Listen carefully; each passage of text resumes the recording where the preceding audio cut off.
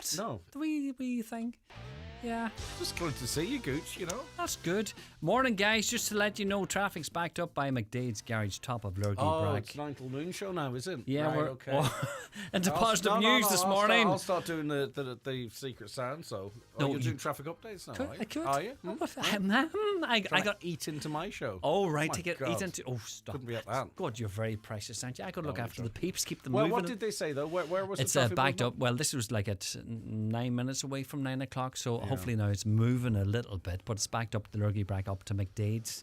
Really? 25 minutes onto my commute time now, effectively. With Is the that going to traffic. be it now, do you think? I think so. I don't know. What do we Can't do see about any- that? What do you think?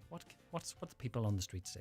That's a very good topic. 086 60 25. Oh, yeah, use me now to steer up your old programme there. Anyway, listen. Come here, what's the crack? You're fresh on it today. Your voice is back, which is good. I'm feeling good now. Yeah. Feeling good. Good. Hopefully that's the end of it now for a bit. That's it, boy. Well, it's good to get what you're getting now before Christmas. Aye, but I wouldn't be a very good patient. I do tend to feel. I'd see you being an old moaner. joking. Yeah. No, I'm not a Ah, moaner. you'd be an old wee. I'd go quiet. I'd feel sorry for myself. Would you? Wee I would, pet. yeah. All right. But I'm all right now. You need to be polite. You need to be petted, do you? Huh? You need to be petted. Yes, bannied. What? Bannied. Bannied? Aye. God, what kind of term of word is Caroline, have you ever heard of bannied? that? Yeah, but yeah. No, she's like, bannied? Have you ever heard of being bannied? That Do you know sounds what bannied dirty word means? to me. No, it's not a dirty word. What does it mean then? I don't know. Is it a culty word, is it? Is it like an I'm old slang? doubting it now. A banny? Aye, give you a wee banny. You need a wee banny? Yeah. Greg, you're dirty out.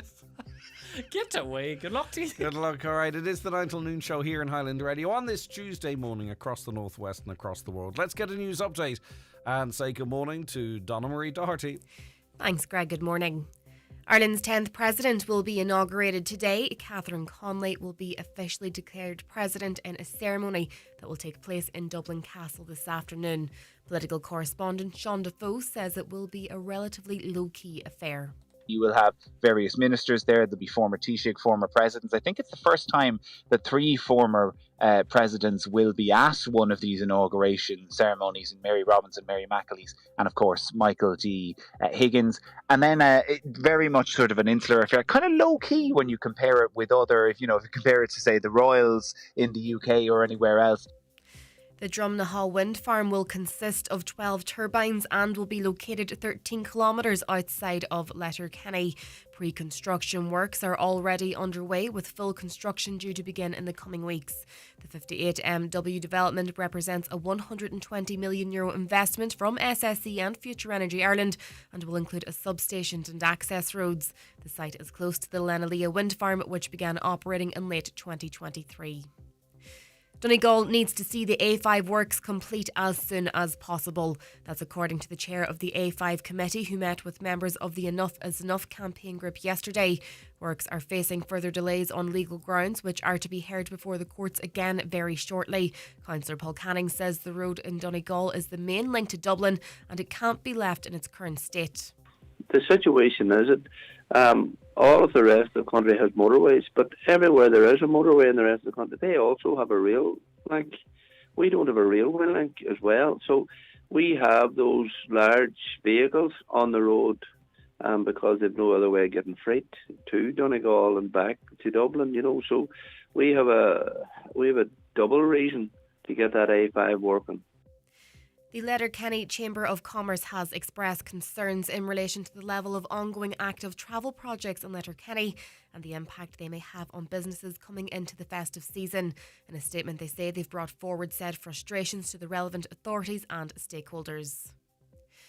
Jim Gavin isn't going to take part in Fianna Fáil's inquiry into the party's failed presidential campaign. It's understood the former presidential hopeful declined an invitation to participate. The deadline for review was tomorrow, but that's now been pushed out. Fianna Fáil TD Shane Moynihan says they'll know what the new deadline is very soon. I think, like other members of the parliamentary party, I'm very keen to see certainty on the deadline for when this review is published. And like my other colleagues, I'm keen to see this published sooner rather than later. And I'm looking forward to an update on that tomorrow evening. Looking now to the weather forecast, a very wet and overcast morning with spells of rain, which can be heavy at times with the possibility of localised flooding too. The rain will linger through the afternoon and the evening. That's all for now from the newsroom. Back with more at 10 o'clock.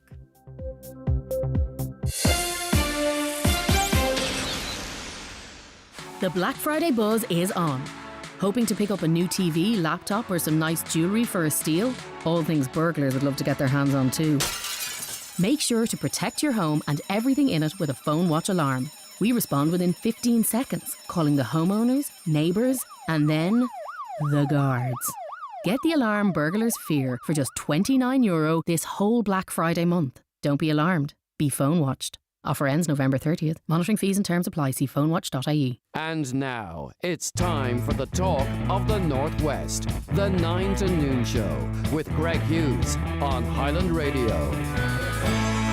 Hello and a very good morning. You're very welcome along to another edition of the 9 till Noon Show on this Tuesday, the 11th of November 2025. I do hope you're all very well.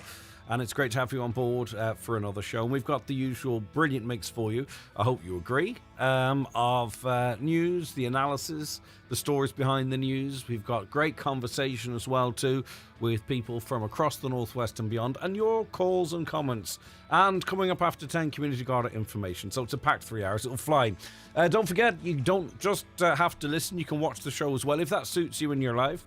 Maybe you're at home working from home. Maybe you're in I don't know, wherever you might be that has a large TV that's a smart TV or has a Fire Stick or a Google device. You can open up the YouTube app and watch the show every single day. And the majority of our guests as well, Highland Radio Ireland. We're across the mobile devices on that platform. And we're on Facebook and X as well. And also, too, it's not just about watching live. You can podcast this show every single day. The podcast is live on our website from 11:30. And for an example, maybe you missed our interview yesterday with Irish champion jockey Dylan Brown McMonagle, a lovely young lad who is incredibly successful already and is certainly going to, I think, leave his name in the annals of flat riding history, no doubt about it. He's so driven. We had a great chat with him yesterday. You can listen back to that in the podcast. In fact, you can watch it on my social media as well if you want. If you missed that, as I say, that comes up, or that was up yesterday just after 11. Right, let's have a look at some of the newspapers this morning. An interesting US President Donald Trump, he's threatened legal action against the BBC over the way a speech he made was edited in a documentary aired by the British national broadcaster. And I'll tell you why I'm mentioning this story in particular in a moment. But we played the clips out for you yesterday, and you could see his words were fashioned to say something that he didn't intend to say in the way he was portrayed as saying it. BBC chairman Sami Shah yesterday apologised for the error of judgment that triggered the resignation of BBC's top executive and the head of news. Director General Tim Davie and News Chief Deborah Turnus quit on Sunday over accusations of bias and misleading editing of a speech Mr. Trump's delivered on January 6, 2021, before a crowd of his supporters stormed the Capitol in Washington. Now, you would say this doesn't go on. Does this go on often? Does it happen here? Well, I was listening to RTE this morning, briefly, while I was stuck in traffic down there, and a quote was attributed to President-elect Catherine Connolly, and the quote was that she said Hamas was the fabric of the Palestinian people, something along those lines. The second part's less important than the first part, right? Which means that that Hamas is integral and is the only real thing there is about the Palestinian people. But of course, she didn't say that. What she actually said was that in the context of building a future for Palestine or Gaza, she said that Hamas was part of the fabric and therefore should be part of the conversation. And there's a huge difference in saying something is part of the fabric of something and something is the fabric of something. So, you have to be really careful when you're quoting people, be it playing out edited audio clips or verbally quoting them. As I say, that especially on her very important day where she becomes the 10th president of the country. Wish her all the best in that role. I'm confident she'll do really, really well. But she was completely misquoted, and it's really quite a serious misquoting, I believe. But anyway, the Irish Times tells us that, and I've bitten the bullet, by the way. I ordered my glasses yesterday because I can read the papers in the morning, but I'm sort of.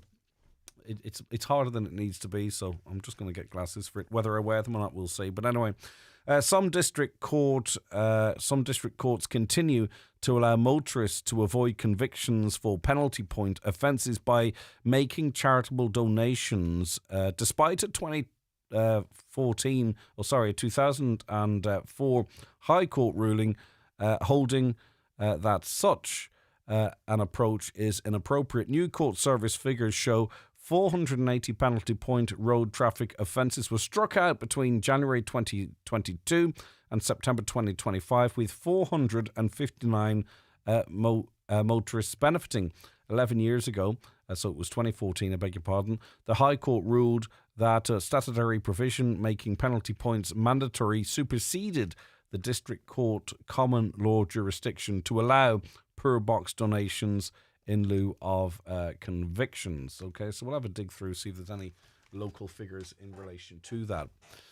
Our country's never been as wealthy, or our wealth of this country is growing all the time, but the gap between those that have money and those that don't have money is widening all of the while as well too, which is sad, isn't it, that we have a country that's prospering, but it's not prospering for everybody, which is really quite unfortunate, which means that rising living costs are driving more households into debt and delayed debt to fund Christmas this year, with financial experts urging people to budget and borrow wisely if needed. This is the Irish Daily Mail, by the way.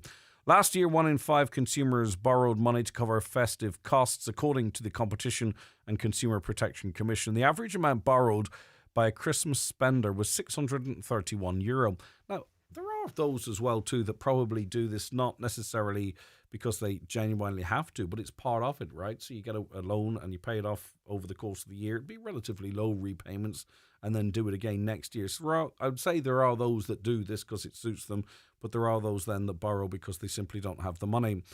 This equated, by the way, the €631 borrowing, this equated to the average household in Ireland spending around €1,200 on gifts, food and socialising. Price comparison website bonkers.ie reported. The continued rise in food and energy costs, along with the removal of cost of living support measures in the recent budget, is predicted to boost borrowing numbers this year. Dara Cassidy from bonkers.ie said each year around 20 to 25% of people end up getting into debt to help pay for all the festivities. Now, I know this is private and personal to you, but is it something that you wish to share? Maybe you feel that you have no choice but to borrow to meet the needs of Christmas, or maybe it is like your own little personal financial Christmas club and you're comfortable in doing so. Let us know. 086 60 25,000. That's the WhatsApp and the text number. Back to the presidency, and it is Michael D. Higgins, or yesterday was his last day. Michael D. Higgins quit Ars an Uachtaráin for the final time last night as the nation prepares to see Catherine Connolly sworn in as the 10th head of state. The 84-year-old and his wife Sabina took their famous dogs and left the Phoenix Park shortly before midnight. At the strike of 12, he ceased to be Ireland's first citizen after a rollercoaster 14 years in the post. In a statement, President Higgins said, "Serving as President of Ireland was a great privilege, and I would like to thank the people of Ireland for the warmth of reception which they gave to both Sabina and myself over the past 14 years. And maybe you've got a memory of an engagement or an interaction or a conversation with Michael D. Higgins. You know, over the course of 14 years, many of you out there have encountered him in one situation or another. So maybe you've got a nice memory you wish to send it into us, send it into us to 086 60 25,000, 086 60 25,000, or call us on 07491 25,000. Do you have a nice memory to share of an engagement or an encounter with former President Michael D. Higgins? There was a time where there was stuff happened that you never saw, you know, because it wasn't appropriate to share it, or it would be banned from social media or whatever it might be. But there was and it kind of reminded me of school days. Not that I was ever subjected to anything like this, but it kind of felt a little bit in that space. And this was a young lad who was cornered down in Galway, and there's two other lads, I suppose you could call them, and it's just out and out bullying and assault. And as I say, it was very, very unpleasant to watch. I thought, though, maybe I do need to watch it just in case anyone comments on it. But anyway, Gardaí are now probing an alleged racial assault on a teen lad in County Galway. It comes after a video of the violent incident went viral in recent days. The horrifying clip, which shows the young 16-year-old or 14-year-old, sorry, Bangladeshi teenager with a school bag on his back being slapped and punched by two male teens. It's caused outrage nationally. And there was another violent incident, I believe it was in Dublin. Khloe Kardashian, who you may know, is a controversial character because of their crime and their imprisonment. And someone videoed that person just being punched straight in the face as well. And it was posted on social media. When did we get to sort of that type of a situation whereby people not only would do this to other human beings, whether you agree with them or not, and in the case of a teenager, there's never any excuse, and there's no excuse to assault anyone for that matter, but where did we get to a point whereby people would go up, just standing in front of the person, like you wouldn't do this to a dog. If I'll tell you, see that young lad down in Galway, or even that Kardashian person down in Dublin, if that was a dog, there would be absolute and utter outrage around the country and on social media. It'd be shared everywhere, and the disgust would be something else, right? And rightly so. But have we become immune to humans doing this to other humans, videoing it and posting it on social media, where it's ratioed? Like, a lot of people are disgusted by it, but a lot of people cheer it on and try and justify it. And these things get hundreds of thousands and millions of views. And as I say, a lot of people going, well, shouldn't be here, or, well, such and such happened, and all that kind of stuff. And as I say, if it was an animal, if these victims of assault were animals, there would be absolute national outrage. But people just stand back, and not a lot of people say something, which I really feel quite sad about. The Irish Daily Mirror, there have been calls for e-scooters to be registered and insured after a number of damning reports. This isn't going to happen, but anyway, Fianna Fáil backbencher and transport spokesperson Shane Moynihan has called for a raft of new measures following alarming reports of accident and injury levels and a rising number of seizures by Gardaí. Well, it's not a bit wonder they're being seized by Gardaí, because you can still go into a shop and buy one of these scooters that exceeds the allowed speed limit. I mean, how is that allowed? But anyway, a recent RSA survey found nearly 1 in 4, 24%, regular e-scooter users had been involved in a collision, while 1 in 3, 32%, have experienced a near miss. So, yeah, I don't think they're ever going to be... asking for them to be licensed and insured is akin to asking for bikes. They're being treated as bikes. So I don't think that's ever going to happen. But anyway, maybe you have a view on that. Maybe you believe they should be licensed and insured. And maybe you believe push bikes should be as well. Any views on any of that? It's a quiet enough day in the paper. I'll hold my hands up. In the papers, I'll hold my hands up and admit to that. But if you have anything to say in relation to anything you've heard, or if there's some information you wish to pass on to us, maybe it's an issue of concern, maybe it's some good news, let us know. 086 60 25,000. That's the WhatsApp and text number, or give us a call on 07491 25,000. And also, we tend to group our requests and dedications to a slot just after 10 o'clock. So if there's anyone in your life that you wish to say hello to or send on good wishes to, feel free to use those numbers, and we'll be more than happy to do that for you as well. Newspapers are kindly supplied by Cosgrove Centra, Mountaintop, Letterkenny. Now with the new look Mountaintop Diner. The 9 till noon show is brought to you by Letterkenny Credit Union. Seasonal loans now available for Christmas. Apply online or via our app today and get your loan transferred directly to your current account. TFI Local Link operates evening and weekend services throughout rural Ireland to help you stay connected 7 days a week. We know life doesn't just happen 9 to 5, so if you're commuting, shopping, visiting family, or going out in the evenings or on the weekends, let TFI Local Link take you there. Visit transportforireland.ie. If you're looking for furniture that turns heads, at Foy's and Ballybuffet in Letterkenny, we're more than a furniture store. We're your style destination. From elegant sofas to eye-catching lighting, luxurious beds to statement wall art, we offer the largest range of quality furniture and home decor in the Northwest. Every piece is selected for quality, comfort and timeless design. Check out our socials for exclusive offers and inspiration. Foy's, where great interiors begin. Without people like you, our efforts would fall flat. But when people like you give blood, someone in need gets a lifeline. Maybe someone just like you. We never get to choose when to need blood, but we can choose when to give. Find out how to become a donor at giveblood.ie. We count on you.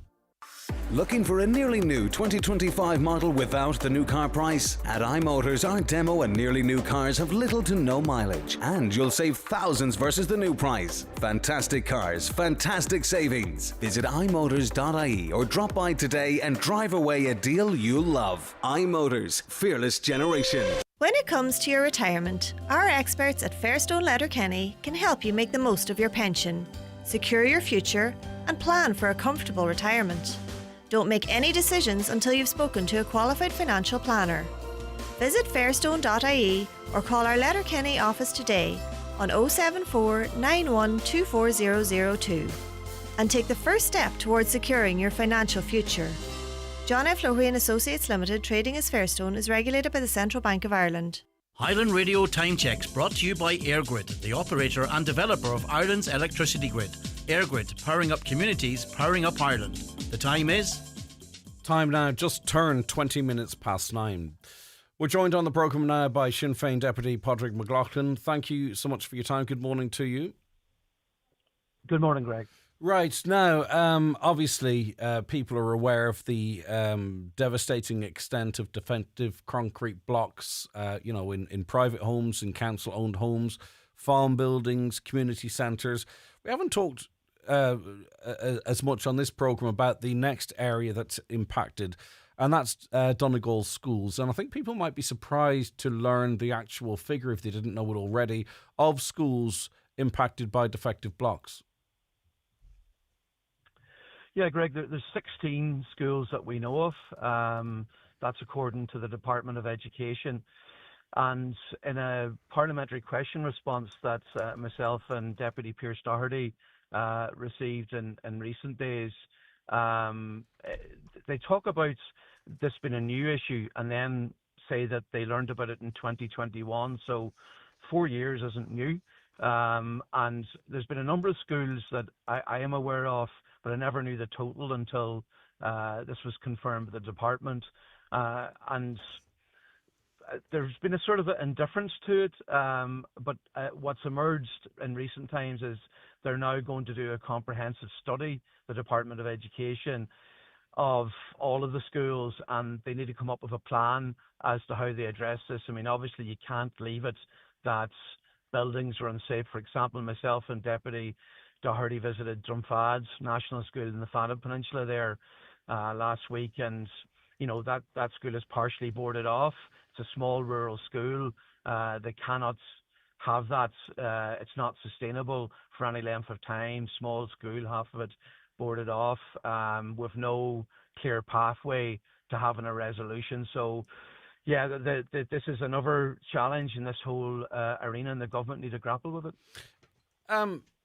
Does it need to be explored in terms of the legality of having children in a building that might be defective, in terms of, I suppose, liability, public liability insurance, or anything like that? God forbid anything actually might happen. This is different to a private home. It is, but obviously you have children and teachers and staff spending substantial periods every day at the school, and if you take Drumfad, they have wooden boarding around about half of the outside of it, and that's because you have lumps of plaster. You can see very clearly that could fall down and land on a child.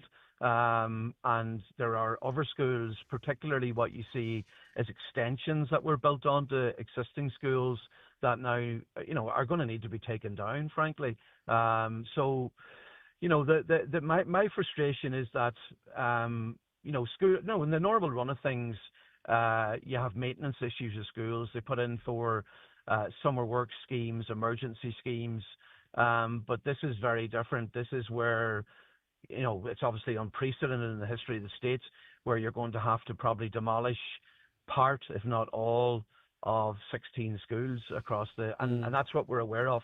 I would imagine more schools are affected, Greg, and just the level of damage just hasn't manifested, but it's going to get worse and worse, as we know from the experience in homes. I presume you're welcoming the fact that the government has committed to developing a strategy in this area, but do we know what that might look like and what the time frame is? Was any detail given to you in that regard? No, and you know, what I found, and I said at the outset, you know, they refer to, and this would have been senior department officials that wrote this response for the minister, they refer to this being a new issue, but then they say 2021, like 4 years is not new. And it's only now, after 4 years, that they are committing to doing a full examination of all the schools and coming up with a plan. So I don't get a sense, I mean, from anything I look at with this government, there's any urgency. For example, Greg, you know, it's now a year since the government announced that they were going to increase the cap for the homeowners, the defective block, and that was in response to increasing prices that were out there.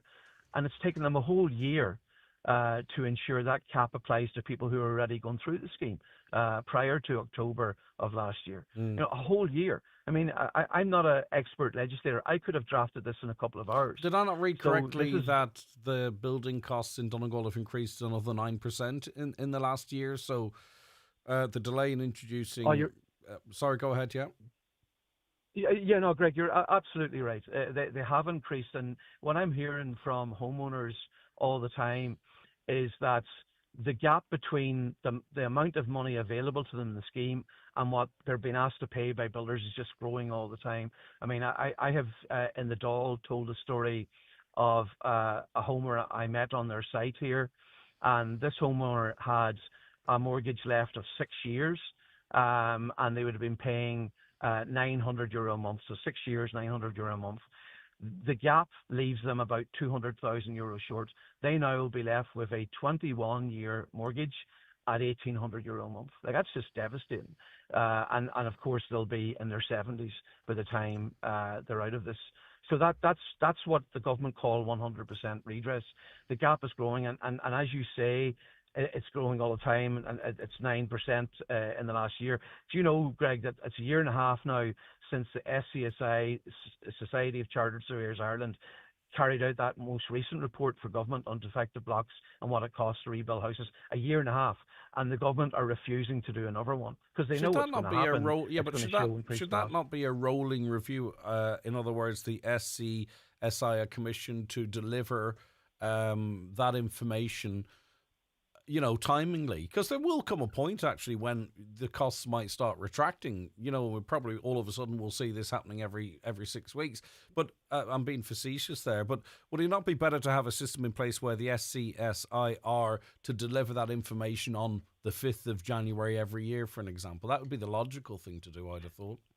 Yeah, you're absolutely right. That should be the case, and the SCSI, you know, want to assist with this.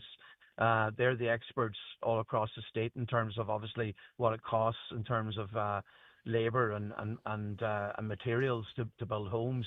But it's now a year and a half, and I put a parliamentary question in recently, and what happened was the government didn't answer the question.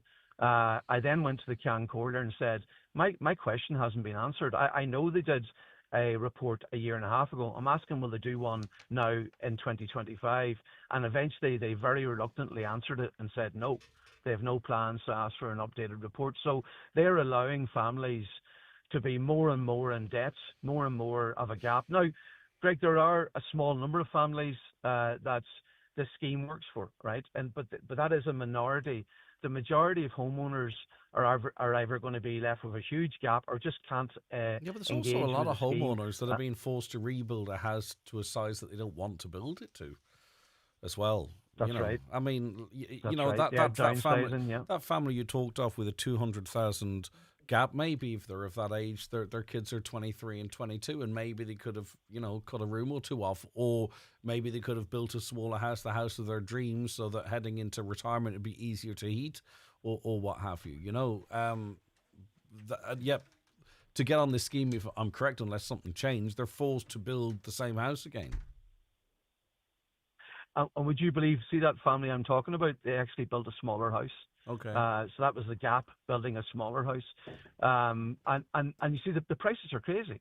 I mean, you know, we are getting prices for block work and plastering now that are higher than you would have down the country, and builders can name their price. That's the problem with the scheme, and like my deep frustration is the pyrite remediation scheme, which almost 3,000 homeowners and families in Dublin and North Leinster avail of, almost 3,000. They got 100% redress.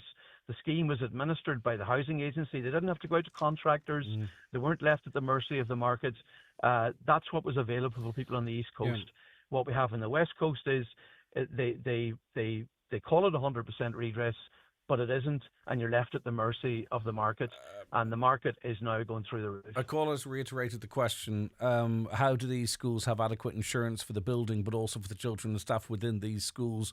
I presume if you were going to board up or restrict access to certain parts of the schools, it would require a site visit by your insurer or something along those lines. So a listener having the same sort of question I put to you a little earlier on. Yeah, I mean, it is a real challenge, and I would say that it's going to get worse, as you know, with defective blocks. As time moves on, it gets worse and worse. And, that's why I say 16 is the current number of schools. I would be very, very confident that that number will just grow. People right now might be seeing, it's remarkable how small cracks within a couple of years can become something where plaster could fall off and cause difficulties. Okay. So that's the challenge that's there. Finally, Donegal, from my understanding, is going to be very well represented at the inauguration of the 10th President of Ireland, Catherine Connolly. You'll be attending, of course, and others from the county and across the country. Frame the significance of this day for me in your view. Well, obviously it's always a big moment when you have a new president inaugurated. I think Michael D. Higgins did a tremendous job for the last 14 years, and I do believe Catherine Connolly is going to continue in that light. And obviously in Donegal, we were delighted, along with Independents and 100% Redress Party, to go out and campaign to canvass for, and she got a fantastic endorsement in Donegal. I don't think she's going to let us down. Okay, safe onward journey. Now, there is another event taking place the 25th of November at 12:30 p.m. That's 12:30 in the afternoon, of course. A defective concrete product homeowners, they're demanding 100% redress. This is coming from a Mayo group, by the way. And they say, we are families living in crumbling, defective concrete homes. We face homelessness, financial ruin, and live with psychological torture daily. Lunacy such as this, holes in homes, means infestations by rodents entering through crumbling walls. The holes cannot be patched up because entry to the DCB scheme depends on a nonsensical damage threshold that can take years to be met. Our lives are in crisis, and they say, and yet the government continues to fail us and gives us defective schemes. Pyrite blocks have led to people ending their lives. So there is a protest outside the Dáil, and it is on, and the statement goes on, it is on the 25th of November at 12:30 p.m. Now, before we take a break, by the way, we carried a comment by a listener who's discovered an app on their husband's phone, for an example, and it gave rise to suspicion and what have you. Now, I don't know exactly how that panned out, but they did recontact us to thank you for all of the advice that was given on air and on social medias, and they were able to actually to sort of move forward. How they did, I'm not quite sure. But it triggered another couple of comments that we had in. I'll get to that in a moment, actually. I just want to have a quick read of that before I do read it out. So I'll get to that in a little while, before 10. But let's take a quick break now. The 9 till noon show is brought to you by Letterkenny Credit Union, offering low-rate car loans with fast approval. Apply online at letterkennycu.ie or in office today. McDade's Bathroom Plumbing Tiles in Buncrana continues to be Donegal's go-to destination for stunning bathroom makeovers. With a vast selection of premium tiles and bathroom products, our showroom is your ultimate one-stop shop for crafting the perfect space. We've earned our reputation through expert advice, unbeatable prices and a dedication to customer satisfaction. Visit our showroom in Cockhill and Buncrana and see why we've been Donegal's top choice for 50 years and counting. Call us at 07493 63050. What difference can changing your home heating make? Well, if you switch from oil to Keller gas, it's a bigger difference than you think. Because every new Keller customer gets a blend of our renewable gas, BioLPG. Works like regular gas but with lower emissions. So now every cosy night in and instant hot shower is that bit cleaner, greener and more sustainable. Switch today and you'll also get a free boiler. Terms and conditions apply. Learn more at kellergas.ie. Keller, the energy that connects us. With the phasing out of R32 refrigerant and heat pumps, discover next generation comfort with the new award-winning Grant Airona R290 heat pump, delivering exceptional performance with quiet operation. The Grant Airona R290, heating for the future. Think heating, think Grant. Visit grant.ie. Welcome to Cherrymore Kitchens and Bedrooms in Donegal Town. Discover affordable luxury with their bespoke fitted furniture solutions. With almost 30 years of serving Ireland and the Northwest, we're your trusted experts. Visit us Monday to Friday 9 a.m. until 5 p.m. and on Saturdays from 9 a.m. until 3:30 p.m. Book your free consultation today on 074 9725822 or visit cherrymore.ie. Cherrymore Kitchens and Bedrooms, where affordability and luxury combine. The future of driving is here. Hyundai are built for what's next, so you can step into tomorrow, today. With innovations in smart tech and style, Hyundai continues as a leader, selling the most plug-in and electric cars in Ireland. The future is today. The future is Hyundai. Step into the future of driving. Your local dealer is Divers Hyundai, Canal Road, Letterkenny. Call 91 22 600. Welcome back. I referenced a little earlier on in the show Garda investigating a horrible assault down in County Galway. A young foreign lad, could have been born here, could have moved here, I'm not really quite sure, but from a different background, cornered and assaulted by two bigger teenagers by the looks of things. Jimmy, your comments in relation to this. Good morning to you. Thanks for taking the time to chat to me. Are you there, Jimmy? No, I've lost you, Jimmy. I'll come back to you. We might reconnect there. More in relation to that, a caller says, good morning, Greg. Imagine if you had the same outrage and talked with the same passion when the 10-year-old Irish girl was raped. You're like Holly Kearns. It's a matter of fact. Irish people do more crime. Where did she get those facts? Greg, the guards don't give out that data and information. Firstly, we discussed that extensively. There was the same level of outrage. There's this presumed thing whereby someone believes that you have a view, and then they'll actually attribute something to you that's completely untrue. We talked about that extensively on the show, and everybody was outraged by it. It's absolutely horrendous. And I even referenced it there a couple of days ago, to the point whereby the girl was so traumatized by her experience that she hasn't been able to be interviewed by Gardaí yet. What we couldn't talk about at that point was the person who was charged, because I certainly wouldn't want to ever do anything that would stop that young girl getting justice. So your comment, whilst I understand it, has just been attributed to me, even though it's completely and utterly untrue. But I suppose it, in some way, is it that you're deflecting and justifying the fact that, you know, you didn't reference or condemn that attack in Galway at all? So I'm presuming maybe you think it was kind of okay. To me, it wasn't. Jimmy, sorry, I have you back again. Good morning. Hi, Sean. Or Greg, sorry. Good morning. No, it's all right, Jimmy. Did you call me son? I like that. It's okay. It's a term of endearment. Listen, Jimmy, great to chat to you. You when you saw that story or heard that story, reflecting on your time growing up in Belfast, what's your view on all of it, Jimmy? Well, I was listening to you talking about it this morning, and I realised, that this thing is quite common, and it has happened long before our recent times. And having grown up in Belfast then, and obviously had impacted me at one stage when I was beaten up like that because I was a Catholic. And in further education, then I went in to understand the feelings of people and why these things happened. And my own interpretation was of it then after that. I mean, I was angry at the time, and I was very embarrassed by it as well, the fact that I had been kicked like that and was left lying on the ground with nobody to help me. And it was quite traumatic, I suppose, at that age when I was about 15 or 16. But nowadays, when I look back on it, I realize those guys that did that probably didn't realize what they were doing or why they were doing it.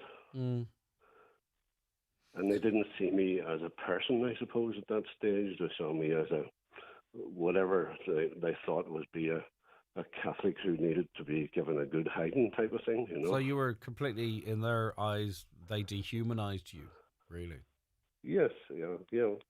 So it's important, I felt then, I feel now that it's important that we teach people to, as you say, humanize others in school at a very early age, starting off in primary school. And that is based upon the, I suppose, the education in emotional intelligence. So what And is that emotional? quite What is lacking it? within the school. What? How would you define emotional intelligence, Jimmy? Well, I used to teach and I used to lecture in it as well, which has helped me to understand myself better, but also to understand other people. And it's to do, there are sort of 4 pillars to it. The first one being self-awareness, which is about your own self and your own feelings and why you have those feelings. The second one would be in managing those feelings, which is called self-management. And then the social awareness is to do with the having empathy for other people and trying to understand their feelings and the reasons why they feel things like that. And then there's relationship management. So those are the 4 pillars of emotional intelligence. And if we had a better knowledge of those things taught from a very early age in primary school, then that would help things much better in this country in terms of the, I suppose, the racial aspects of the problems we have now. In a way, not to in any way give anyone a pass, Jimmy, but are people responsible for this type of action in some way victims of a broader social problem, in that what kind of guidance have they been given? What kind of understanding of self or respect or tolerance or understanding? You know, what kind of lives are they going to lead if that's the crack they're at now? Well, people are always responsible for their own feelings and their own actions. The thing is to train them out of that immediate response and to get them to take time to think about what they do before they do it. And from an anger perspective, if you think about it, you always used to hear your mother saying, count to 10 before you say anything. Yeah. Should have listened. You were upset about something. I should have listened, Jimmy. Sometimes I'm guilty of not, but yeah. Yeah, but the reason for that is that there's an organization called 6 Seconds in the United States, and that organization promotes the time frame, which is counting to 10, which takes about 6 seconds. And that's to readjust the chemical imbalance that happens in your brain with your amygdala. So there's and that's science why the to 6 seconds, that counting to 10 is so important. All right, Jimmy, listen. From an anger perspective. Just one final question. This horrible incident that you endured when you were 16, how lasting were the physical impacts of it, but the emotional impacts of it? How lasting was that, through your teens, maybe even into your adulthood? I think the situation was difficult because Belfast was a very bad place to live as the trouble started then. After that would have been the trouble started. And you sort of grow into the fact that you're living in a society which is got major problems in it, and you tend to put all of these things underneath the counter. You forget about them. You try to forget about them and they stay there, but they only come back later on in life when you're thinking about them, when you have time. And so it's not something which you deal with at the time, and it doesn't last long at that particular time, but it's always there at the back of your head. All right. Somewhere along the way, it'll come back to you, to haunt you, maybe later on in life. Yeah, and I asked that question suspecting that was the answer because, it's really important that people understand that something that they can be responsible for can have far-reaching impacts. Jimmy, thank you so much for your insight and your understanding there. Greg, read the young lad who was assaulted in Galway. This is the manifestation of far-right rhetoric. Public figures and politicians who spout this nonsense to the masses emboldened thugs like this to carry out crimes in the name of protecting our community. These are the exact same people who start every post online with "I'm not racist," but you've a responsibility as a major broadcaster not to platform the ringleaders. We all know exactly who they are, who encourage this sort of behaviour. That's Gar in Ramelton, who sent that in. Okay, back with more after the break. The 9 till noon show with Letterkenny Credit Union. Simplify your debts with a debt consolidation loan from Letterkenny Credit Union. Call us on 074 910 2126 or apply online via our app or in office today. The Ready Set Ford 261 sales event is on this November. Discover incredible savings across Ford's electrified range, from the sleek Puma Gen E and versatile Kuga plug-in hybrid to the adventurous Explorer and iconic Capri. With prices from just €28,900, there's never been a better time to drive a new Ford. Visit Ford.ie or your local dealer by 30th of November. Ready, Set, Ford. T's and C's apply. Price excludes delivery and dealer-related charges and includes grant and VRT relief. See Ford.ie for details. At the heart of every successful business are highly skilled and talented people. That's why at SkillNet Ireland, we know that every skill counts. Whatever sector your business operates in and whatever skills you or your business needs, contact one of our 70 SkillNet business networks for training and development that's industry-led and can improve your business success. Visit skillnetireland.ie for upskilling and reskilling supports to develop your team. SkillNet Ireland is a business support agency of the Government of Ireland. Our McCullough Jewelers in Letterkenny are synonymous with fine jewellery, quality watches and giftware. With stores at Main Street, Letterkenny and the Letterkenny Shopping Centre or online at ourmccullough.com. You can choose from their quality product range in a relaxed atmosphere, and their sales staff will be happy to help you make the right choice, whatever the occasion. Our McCullough Jewelers, making moments magical for generations.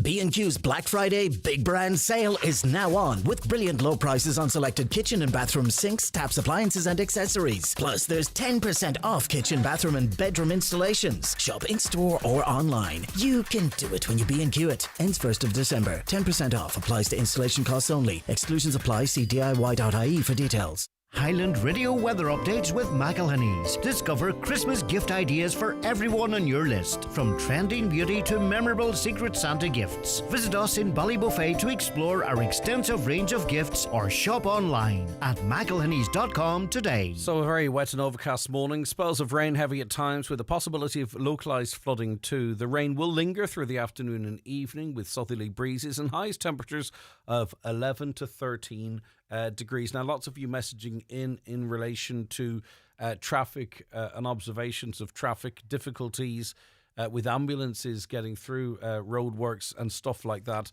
I'm not ignoring them. I will get to them, and I believe we're going to have some commentary from Letterkenny Chamber later on in the programme in relation to, they represent businesses, many of them in Letterkenny, don't they?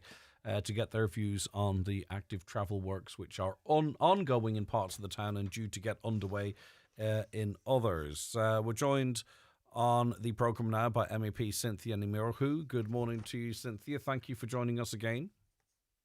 Greg. It's very good to have you on the programme. Now, you've been accessing some figures from the Irish Prison Service, which I would say for listeners, they might be surprised. Maybe they won't be surprised, because we do know how overcrowded the prisons are and those numbers have to be managed. So what is the situation that you've uncovered here? Yes, Craig, you're right. I applied for a Freedom of Information request in relation to the temporary release of criminals, but in particular violent criminals. So what I did was I got a snapshot for various categories, and the most recent snapshot I was able to get for about 10 categories was the 23rd of June this year, 2025. And at the top of the most serious offences were attempted murder, threatened murder, assaults, harassment, and other offences. And what I found out was that on that particular date in June, there were 45 people on temporary release on that given day, 9 female and 36 male. Now, I won't go through the other categories, the other 9 categories or 8 categories, but I can tell you that the total amount on temporary release, Greg, for that day of females was 132, of males was 426, and in total then 558. Now, I hasten to add the figure fluctuates around that. I've got the total figure for more recent dates, and it's in or around, it's in excess of the 550 on any given date that are on temporary release. But what concerns me, Greg, is the temporary release for violent criminals, emphasis on violent, and also I'm questioning the prison authorities about their, what seems to be their custom and practice or their routine affording of temporary release for violent criminals. I think they need to reassess their practice and procedure, and I think they need to decide in this pinch point of limited places, limited prison places, that they've got to apply different criteria, because I'm unashamedly on the side of the victims. And to be quite honest with you, Greg, if I would prefer to see a prisoner having to stay in, I'm going to say safe but uncomfortable circumstances for a limited period, if it actually saved a victim out there from a reoffence when they're on temporary release. Yeah, of course, but how much of these releases are whether people like it or not, you pay your debt to society and hopefully there's rehabilitation in there. How do you know that this isn't part of that serving of the sentence that's regularly normal? Because temporary release is different. I specifically asked for these figures, Greg. No, you're quite right. I didn't want to get it fuzzy. I didn't want my argument to be fuzzy or confusing or anything like this. No, of course, if you do the crime and you do your time and you might get some time off, which you usually do, about 25% is normally knocked off the sentence imposed by the judge. And once you engage in your rehabilitation and all that, of course, a prisoner is entitled to be released. But I'm talking about temporary release in circumstances where we do have an issue, as you well know, because you've covered it on the programme, with overcrowding. And of course, overcrowding can lead to other problems. And it's those problems that I think are being overemphasised by the prison authorities, and not enough due diligence being paid to the particular prisoners that are being afforded temporary release. I think they need to relook at their adjudication process very carefully, because we do know from the stats and the previous studies that those out on bail, separate issue, Greg, but it's somewhat similar, but those on bail do commit crimes, can commit crimes. Not everybody on bail commits crimes, but it's similar for temporary release, reoffending. Yeah, and it also feeds into this sense that there's a revolving door, repeat offenders back before the courts over and over again, often on the taxpayer's dollar, so to speak. Yes. A lot of the names and faces become incredibly familiar. Would greater capacity automatically, in your opinion, see less temporary releases? Like, in other words, is it about capacity? Is that why we're seeing these temporary releases? And if we get more capacity, particularly with women, the women's prison is completely full of women's prisons. Yep. Do you believe that we would see less temporary releases with more prison spaces? Yes, we would. And obviously, from a prisoner point of view, they would have more comfortable conditions, more safe conditions, and so forth. But also, they would be given an opportunity, Greg, for rehabilitation, because that's a really important piece of our criminal justice system, and one that I firmly believe in. Yeah, the prison numbers, Greg, continue to grow. We've had increased court sittings, so that has led to more convictions. We've had population growth. We've more people committing crimes. And we have increased level of detection by An Garda Síochána. So, but the government is doing something about this pinch point. I mean, there is a dual approach now by Minister Jim O'Callaghan, and I am a fan of his, and I follow his brief assiduously, having been a barrister. And he basically got his feet under the desk there in the Department of Justice, and he decided to address this particular component of his department in a two-pronged approach. One is capacity by increasing prison capacity, and the other is by pursuing further measures to support and promote non-custodial sentences. So let's keep them out of jail if we can, but at the same time, we have to have some regime of punishment. Okay. Now, he can't wave a magic wand, Greg, and he can't build Thornton, the Thornton Hall prison in a flash, but at the same time, he has secured a record capital investment for that in the budget. Just gone by, and to my knowledge it was 67.9 million, and it's part of a total investment of 527 million for over a 4-year period for the prison service. That's 2026 to 2030. Okay. And 495 million of that is going to be invested in building projects to deliver on a plan to build, the target is over 1,500 prison spaces up to 2031. Cynthia, thank you for your time. Have a good day. Look after yourself. Bye Bye. Islam. Cynthia, MEP Cynthia Nimorchu there. 086 60 25,000 is the WhatsApp and text number. A caller says, ambulance yesterday evening trying to get into Letterkenny University Hospital, sitting there with the blue lights on. It couldn't go anywhere. Motorists panicking, going up on the footpath, and all they were doing were blocking him.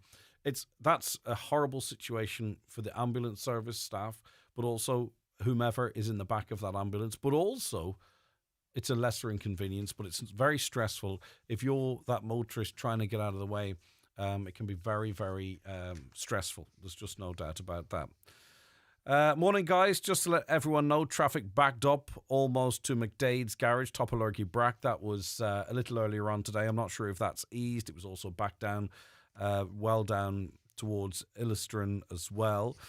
Good morning, Greg. There appears to be an incident on the Ballyrain Road at the back of the ATU, which has left the Ashloan area totally blocked. Does anyone know what's going on? Again, that was a little earlier. Hi, Greg. It's unbelievable that millions spent on cycle lanes used by the few and in wintertime used by no one. Get them to pay road tax, insurance and a test like an NCT to make sure brakes and lighting is working correctly. Also make it compulsory they wear luminous jackets, or a fine of €50 will be applicable. That comes in from Joe. Thanks for that, Joe. One of your contributors yesterday was on about park and ride for people coming into the town. At the moment, they can't even provide a proper bus shelter at Mr. Chippy. People standing out in the rain. Another morning, Greg. What planet is Councillor Jay McMonagle living on if he thinks I'll be walking or cycling into Letterkenny? It is crazy, but the argument being it could be the new generation or the next generation, or maybe people might be inclined to do so. But that's his view.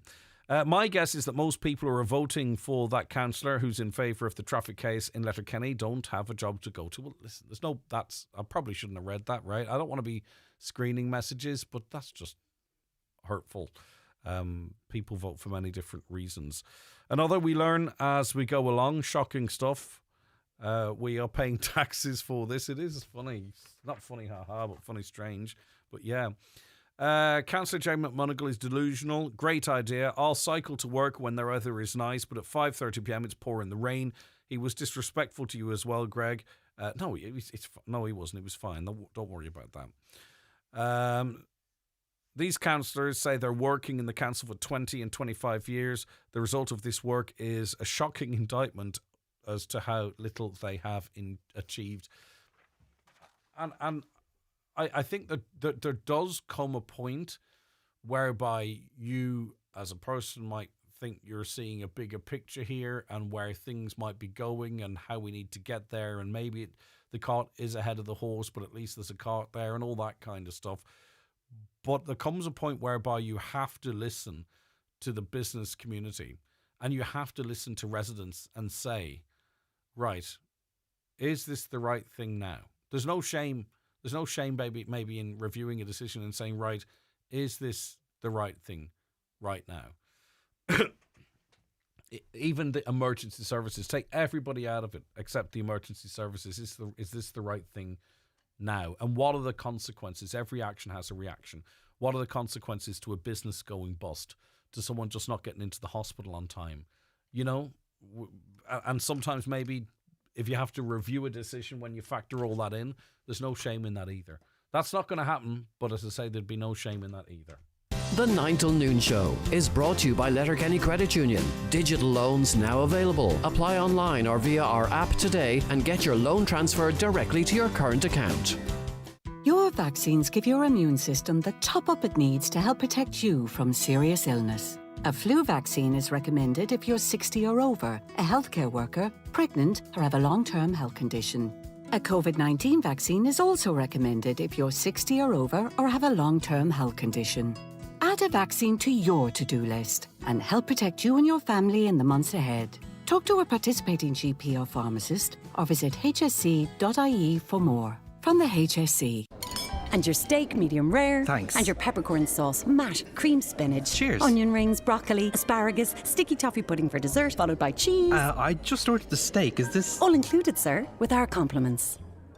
It feels great to get more for your money. Take the Dacia range. Spacious, stylish, packed with connected features, with a 3-year warranty starting at just €18,340. Dacia. Drive more for less. T's and C's apply. Price excludes delivery and related charges. Offers are limited. See dacia.ie. This Christmas, your shopping trips could turn into trips away.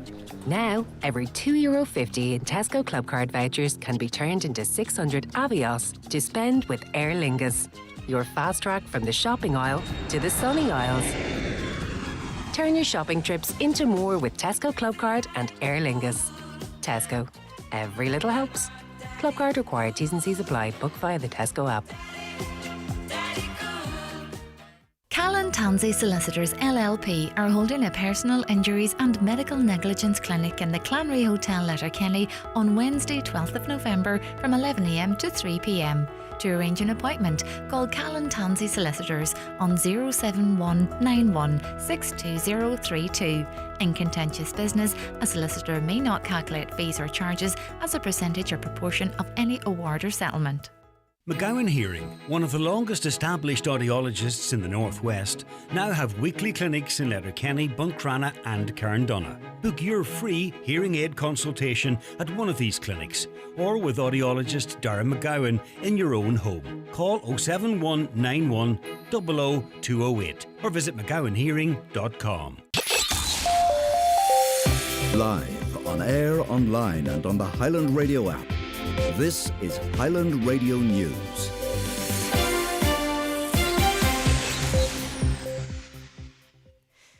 Good morning, it's Donna Marie Doherty with the news at 10 o'clock. Businesses are growing frustrated due to the level of ongoing active travel works that are in progress. That's according to the Letterkenny Chamber, who say they're formally expressing their frustrations in relation to the disruptions being caused leading into the festive period. President Jimmy Stafford has released a statement in which he's calling for improved coordination, communication and supports for the retailers impacted. Catherine Conley will become the new President of Ireland after a ceremony at Dublin Castle this afternoon. The North's First Minister Michelle O'Neill will attend, but Deputy First Minister Emma Little-Pengelly won't. She says it's due to Remembrance Day's commitments and that she wishes Catherine Conley well. DUP leader Gavin Robinson says the party's decisions to not send an alternative representative isn't a snub. I think generally the majority of people recognise that there's no snub in this, there's a clash. And I think it's important that people don't lose the run of themselves and add politics where it doesn't feature, and that it's accepted graciously just as it has been. A new €120 million wind farm in Drumnaha has entered the pre-construction phase. The development is being led by SSE and Future Energy Ireland and will host 12 turbines, a substation and access roads. The site is 13 kilometres outside of Letterkenny and is nearby the Lenalea site, which has been in operation for 2 years now. Jim Gavin isn't going to take part in Fianna Fáil's inquiry into the party's failed presidential campaign. It's understood the former presidential hopeful declined an invitation to participate. The deadline for the review was tomorrow, but that's now been pushed out. Fianna Fáil TD Shane Moynihan says they'll know when the new deadline is soon. I think, like other members of the parliamentary party, I'm very keen to see certainty on the deadline for when this review is published, and like my other colleagues, I'm keen to see this published sooner rather than later, and I'm looking forward to an update on that tomorrow evening. Some district courts are still allowing drivers to dodge convictions for penalty points by making a charitable donation. That's despite a 2014 ruling that the practice is inappropriate. Between January 2022 and this September, 480 penalty point road traffic offences were struck out. Donegal native Susan Gray, who's the founder and chairperson of the Park Road Safety Group, says the figures are shocking. You're either guilty or you're not guilty. But here we have a situation where some judges don't appear to be deciding that these people are not guilty. They're telling them to give a donation to the court prayer box, and then the case is either struck out or dismissed. That doesn't make sense. A 3-kilometre protection zone has been placed around the latest bird flu outbreak. The flock in Contibret in County Monaghan is the third confirmed break in less than a week. A national housing order remains in effect for the country. Nigel Sweetenham of the Irish Farmers Association National Poultry Committee says it's devastating for the farmers involved, but he doesn't think it will impact Christmas. There's been an awful lot about people worrying about price increases. When all these birds were placed back in June, July, August, farmers received a day-old chick. They entered a contract with processors or supermarkets to supply these turkeys at a fixed price. You take it from me, there will be no price gouging by farmers on this. If there is price gouging, it will be by the supermarkets. Donegal needs to see the A5 works complete as soon as possible. That's according to the chair of the A5 committee, who met with members of the Enough is Enough campaign group yesterday. The works are facing further delays on legal grounds, which we understand is currently being heard before the court. Councillor Paul Canning says the road in Donegal is the main link to Dublin and it can't be left in its current state. The situation is that all of the rest of the country has motorways, but everywhere there is a motorway in the rest of the country, they also have a rail link. We don't have a railway link as well. So we have those large vehicles on the road because they've no other way of getting freight to Donegal and back to Dublin, So we have a double reason to get that A5 working.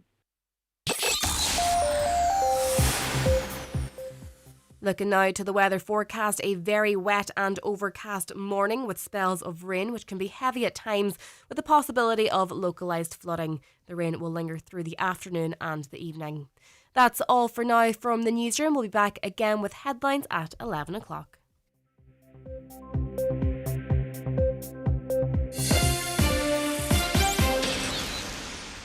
The obituary notices for this Tuesday morning, the 11th of November. The death has taken place in her 101st year of Hannah Doherty, née McCarran, Victoria Park, Manchester, and Clea Clonmany. Reposing at her home from 7 o'clock this evening. Family time, please, from 10 p.m. to 10 a.m. Removal from her home on Thursday morning at 10:30, going to St Mary's Church, Clonmany for 11 o'clock Requiem Mass, followed by interment in the new cemetery. The Requiem Mass can be viewed on churchservices.tv. The death has taken place of Colm Campbell, Donegal Town, formerly of the Bridge Bar, Ardra. Remains reposing at Tyrconnell Funeral Home, Donegal Town, this afternoon from 2 o'clock, concluding with Rosary at 8 o'clock, and again tomorrow from 12 noon until 6 o'clock, followed by removal to his residence at Ardescan. Funeral from there on Thursday morning at 10:15, going to the Church of the Holy Family, Ardra, for 11 o'clock Requiem Mass, with burial afterwards in the adjoining cemetery. The house is private, please. Colm's funeral mass can be viewed on mcn.live. The death has taken place of Anne John E. Gallagher, née Quinn, Key Road, Dunlow. Her remains will repose at her home today and tomorrow from 11 a.m. until Rosary at 8 p.m. Funeral mass on Thursday morning at 11 in Synchronous Church, Dunlow. Burial in Mahari Cemetery. Family flowers only, please. Donations in lieu if desired to the Dunlow Community Hospital. The death has taken place of Bríd Dunbar, née Gallagher, 2 Melmount Gardens, Strabane. Reposing at her home from 2 o'clock this afternoon. Funeral from there on Thursday morning at 9:30 for Requiem Mass in St Mary's Church, Melmount at 10 o'clock. Interment afterwards in the adjoining cemetery. Donations in lieu of flowers, please, to the Foyle Hospice, care of Quigley Funeral Directors. Family time, please, from 10 p.m. to 11 a.m. and on the morning of the funeral. The Requiem Mass can be viewed via the parish webcam. The death has taken place of Tony Cantwell, Gortlarry, Carndonagh. Tony's remains are reposing at his late residence. Removal from there tomorrow morning at 10:30, going to the Church of the Sacred Heart, Carndonagh for 11 o'clock Requiem Mass, followed by burial in the adjoining cemetery. The Requiem Mass can be viewed on the parish webcam. Family time, please, from 10 o'clock tonight. The death has taken place of Charles Doherty, Talla, County Dublin, formerly of Craigan Road, Derry, reposing at his home in Talla between 5 o'clock and 7 o'clock this evening. Removal from the family home tomorrow morning to arrive in St Mary's Priory, Main Street, Talla, for funeral mass at 11 o'clock. Burial afterwards in Bohornabrina Cemetery. Family flowers only, please. Donations, if desired, to the Irish Cancer Society. And the death has taken place of Michael Mac McLaughlin, Drumnahaw, Castlefin, reposing at his daughter Katrina's home at Drumnahaw, Castlefin. Funeral from there on Thursday morning at 9:20 for Requiem Mass in St Mary's Church, Castlefin at 10 o'clock, followed by interment in St Columba's Cemetery, Dunnyloop. Family time, please, from 10 p.m. to 11 a.m. and on the morning of the funeral. The Requiem Mass can be viewed live via the parish Facebook page. For family information and more details regarding wakes and funerals, please go to highlandradio.com.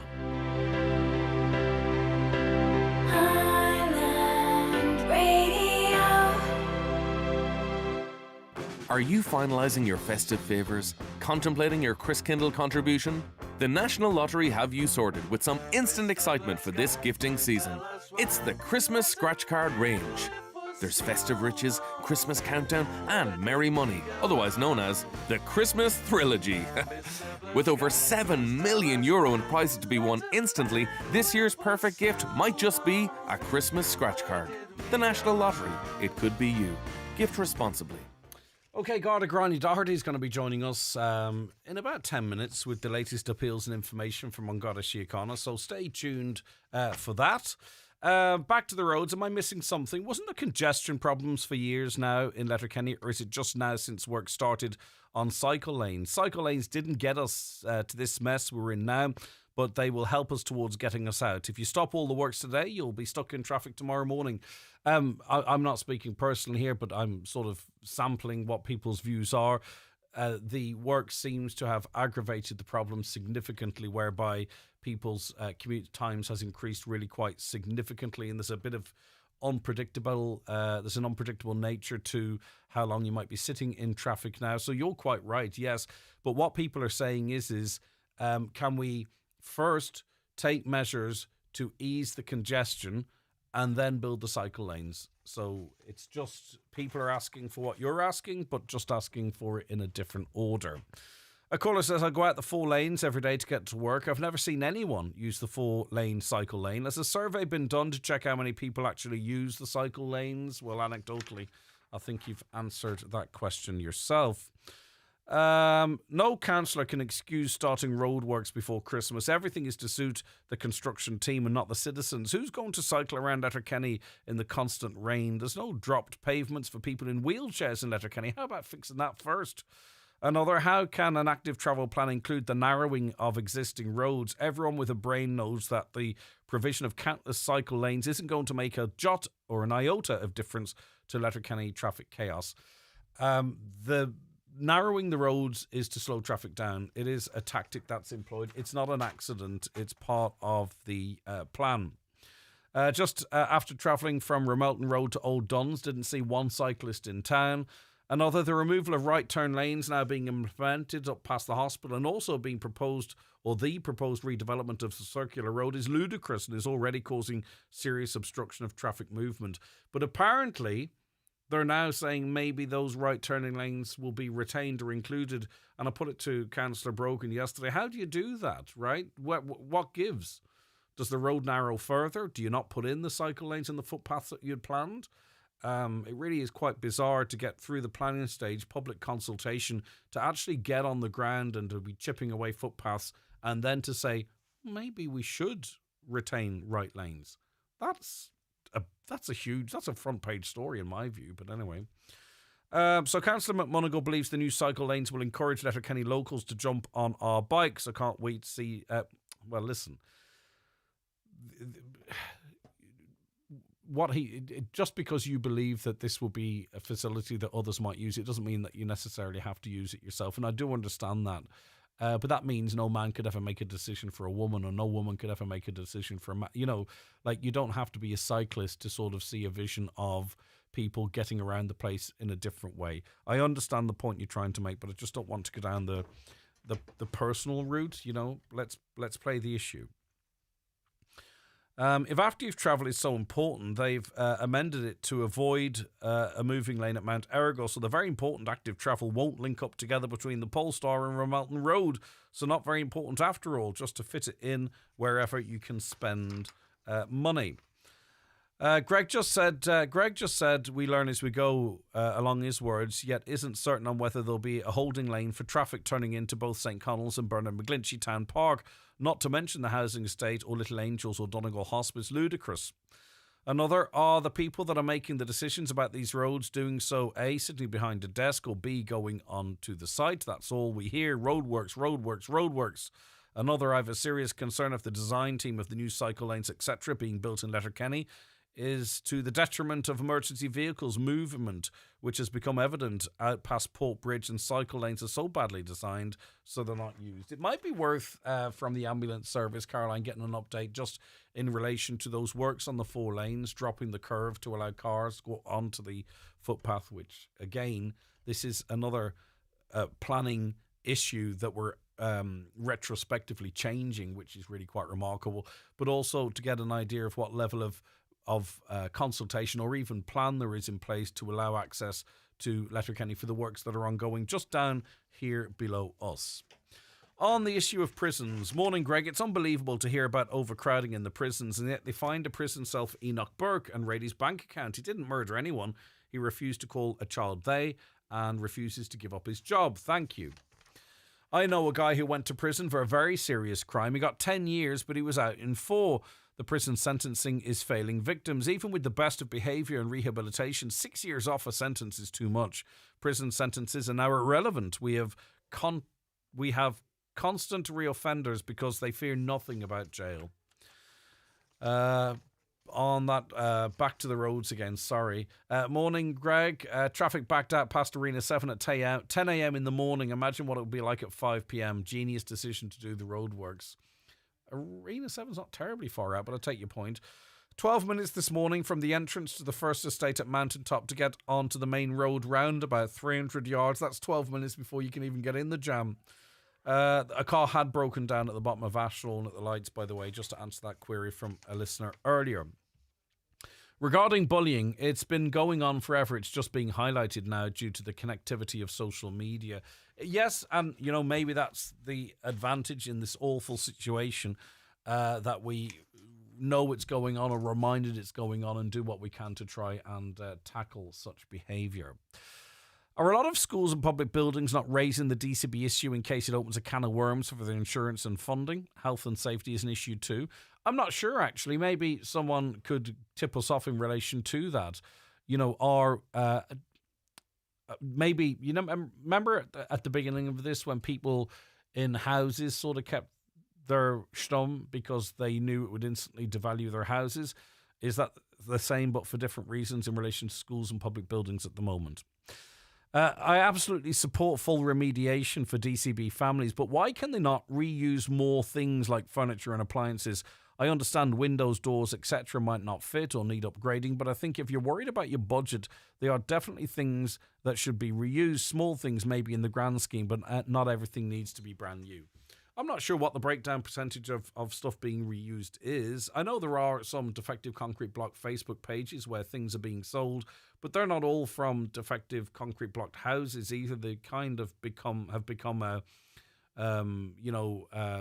for sale pages or wanted pages in and of their own rights. So I don't know how many people are reusing furniture or not. A lot of that comes straight out of their bank account, by the way. That is being paid for by themselves, but I suppose you're saying reuse and use some of that money to bridge the gap. But there's not one size fits all. Everybody's situation is different, so I don't think we can, in that space, sort of make a sweeping remark. It's time for Vision Ireland Bingo on Highland Radio.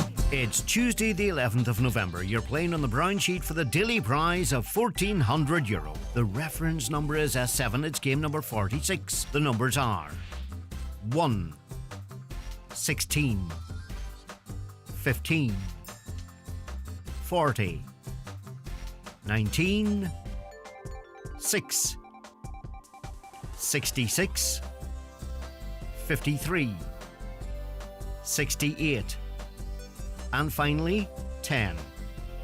Phone your claim to 9104833 before midnight, leaving your name, contact number and the name of the shop where you purchased your book, and we'll call you back the next working day. Get all your Vision Ireland bingo information at highlandradio.com. You didn't deserve what happened, and it doesn't have to define you.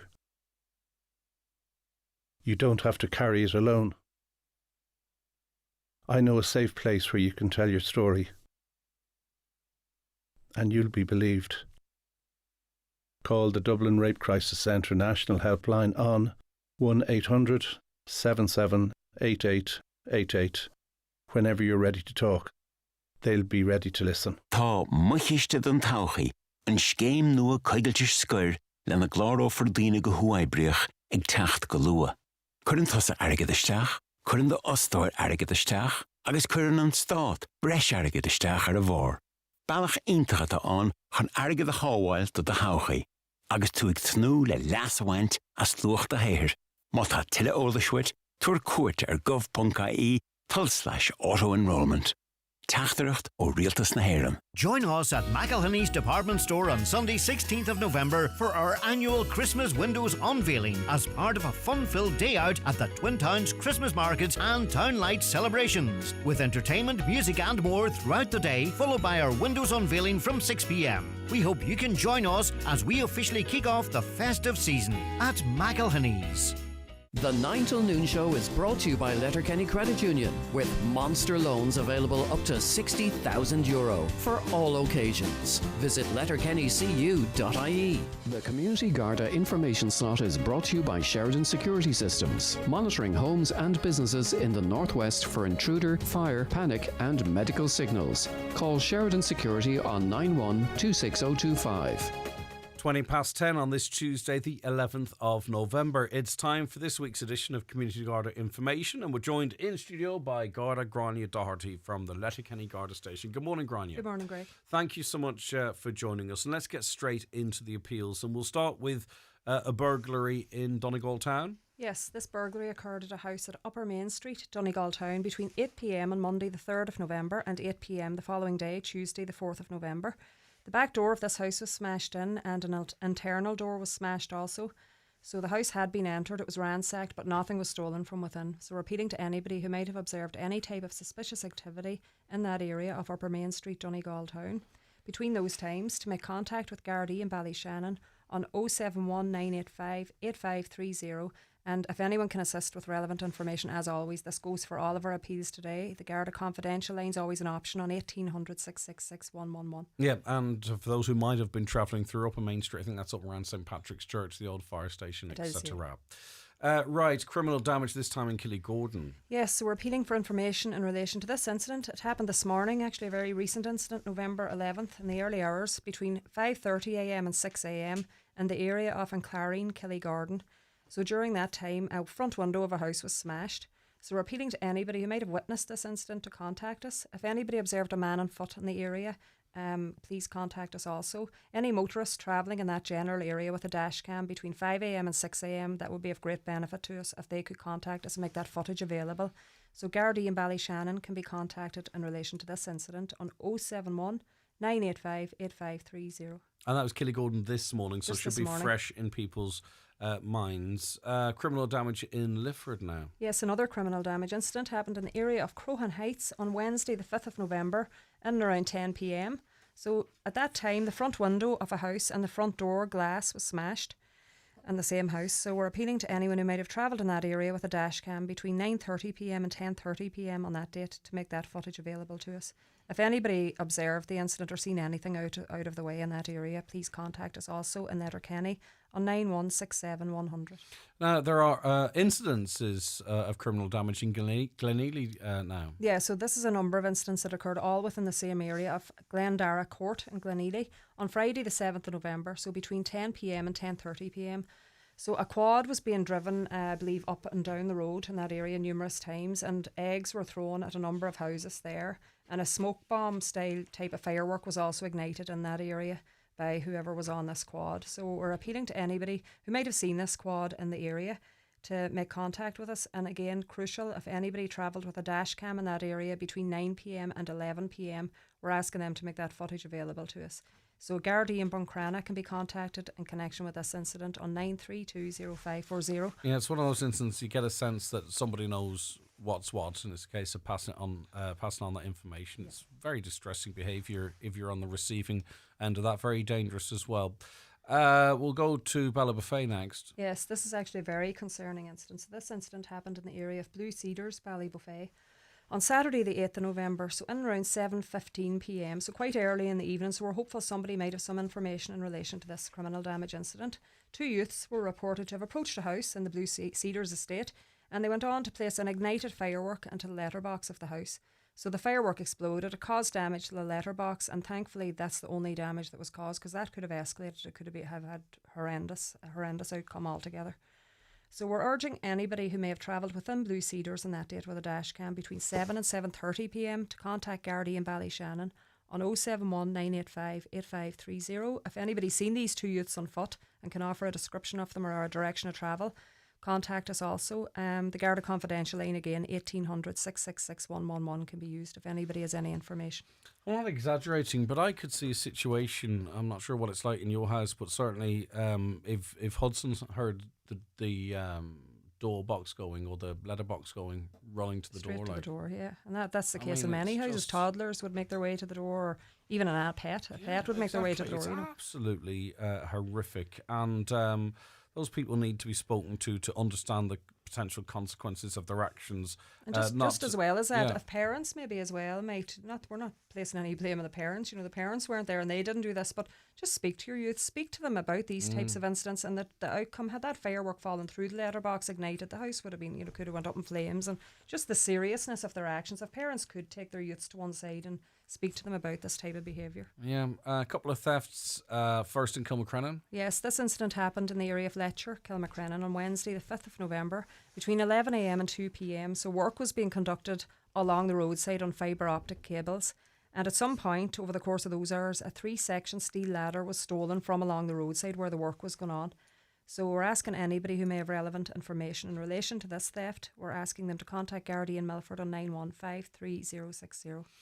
And the next appeal, on the face of it, makes no sense at all, but go on. No, and this has been mentioned, I think, on the show during the week, all right. So this is an incident of theft again of a defibrillator from a premises at the Diamond in Donegal Town. So this happened in the early hours of Sunday the 26th of October in around 1:50 a.m.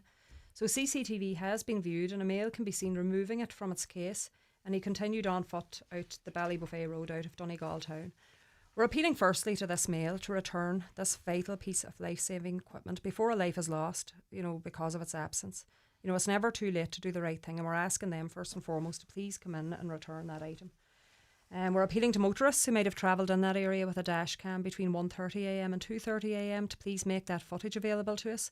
And if anybody has any relevant information, we're asking them to contact Gardaí in Ballyshannon on 071 985 8530 or the Garda Confidential line again. Obviously this is a serious crime.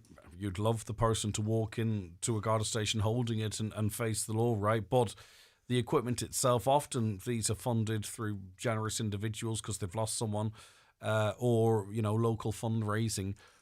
At the very, very, very least, let someone know where it is. Of course, it beggars belief. I mean, as you say, the amount of fundraising that would have been done in order to install this item, and as I said, it's never too late to do the right thing and even come into the station, return it.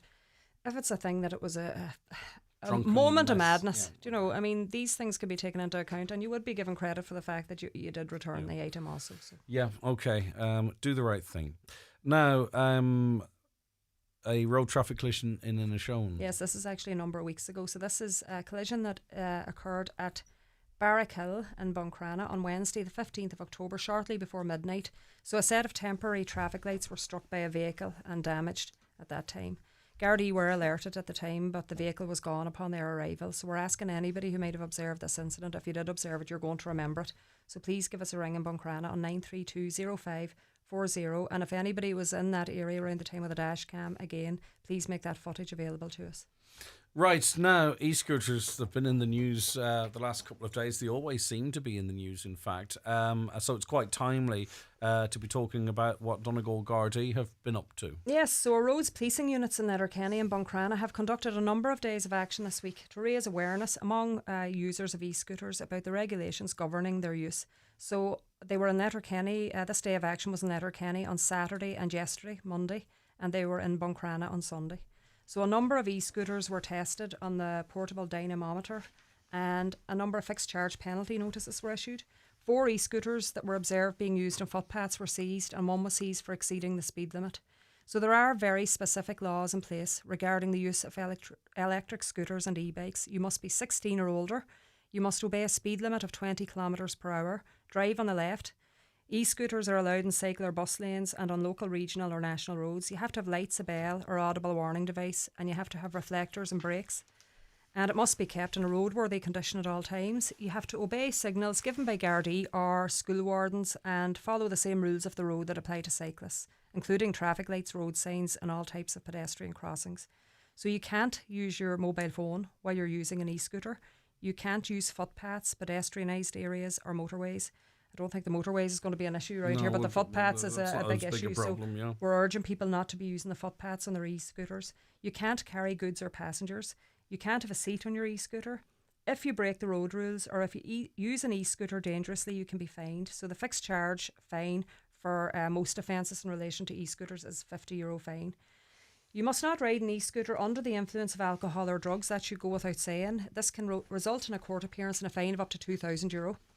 Right, so just to be clear, if people think, oh, it's all right to head from one house to another after a party or something, to be very clear, that's a very serious offence. That's even more, yeah, because the fines on the spot are a €50 fine. Yeah. So if you're detected using an e-scooter in a public place while under the influence of alcohol or drugs, you may find yourself in court, and the fine is a hefty fine of up to €2,000. Yeah. So a lot of texts come in as it relates to what safety gear or high-vis must be used by law. Again, it's in the same space as bikes, isn't it? But what is the actual laws? It's the same really as pedestrians too, yeah. And although the use of, say, a high-vis, all the same as pedestrians, like personal protection, it's not compulsory, but it is very strongly recommended.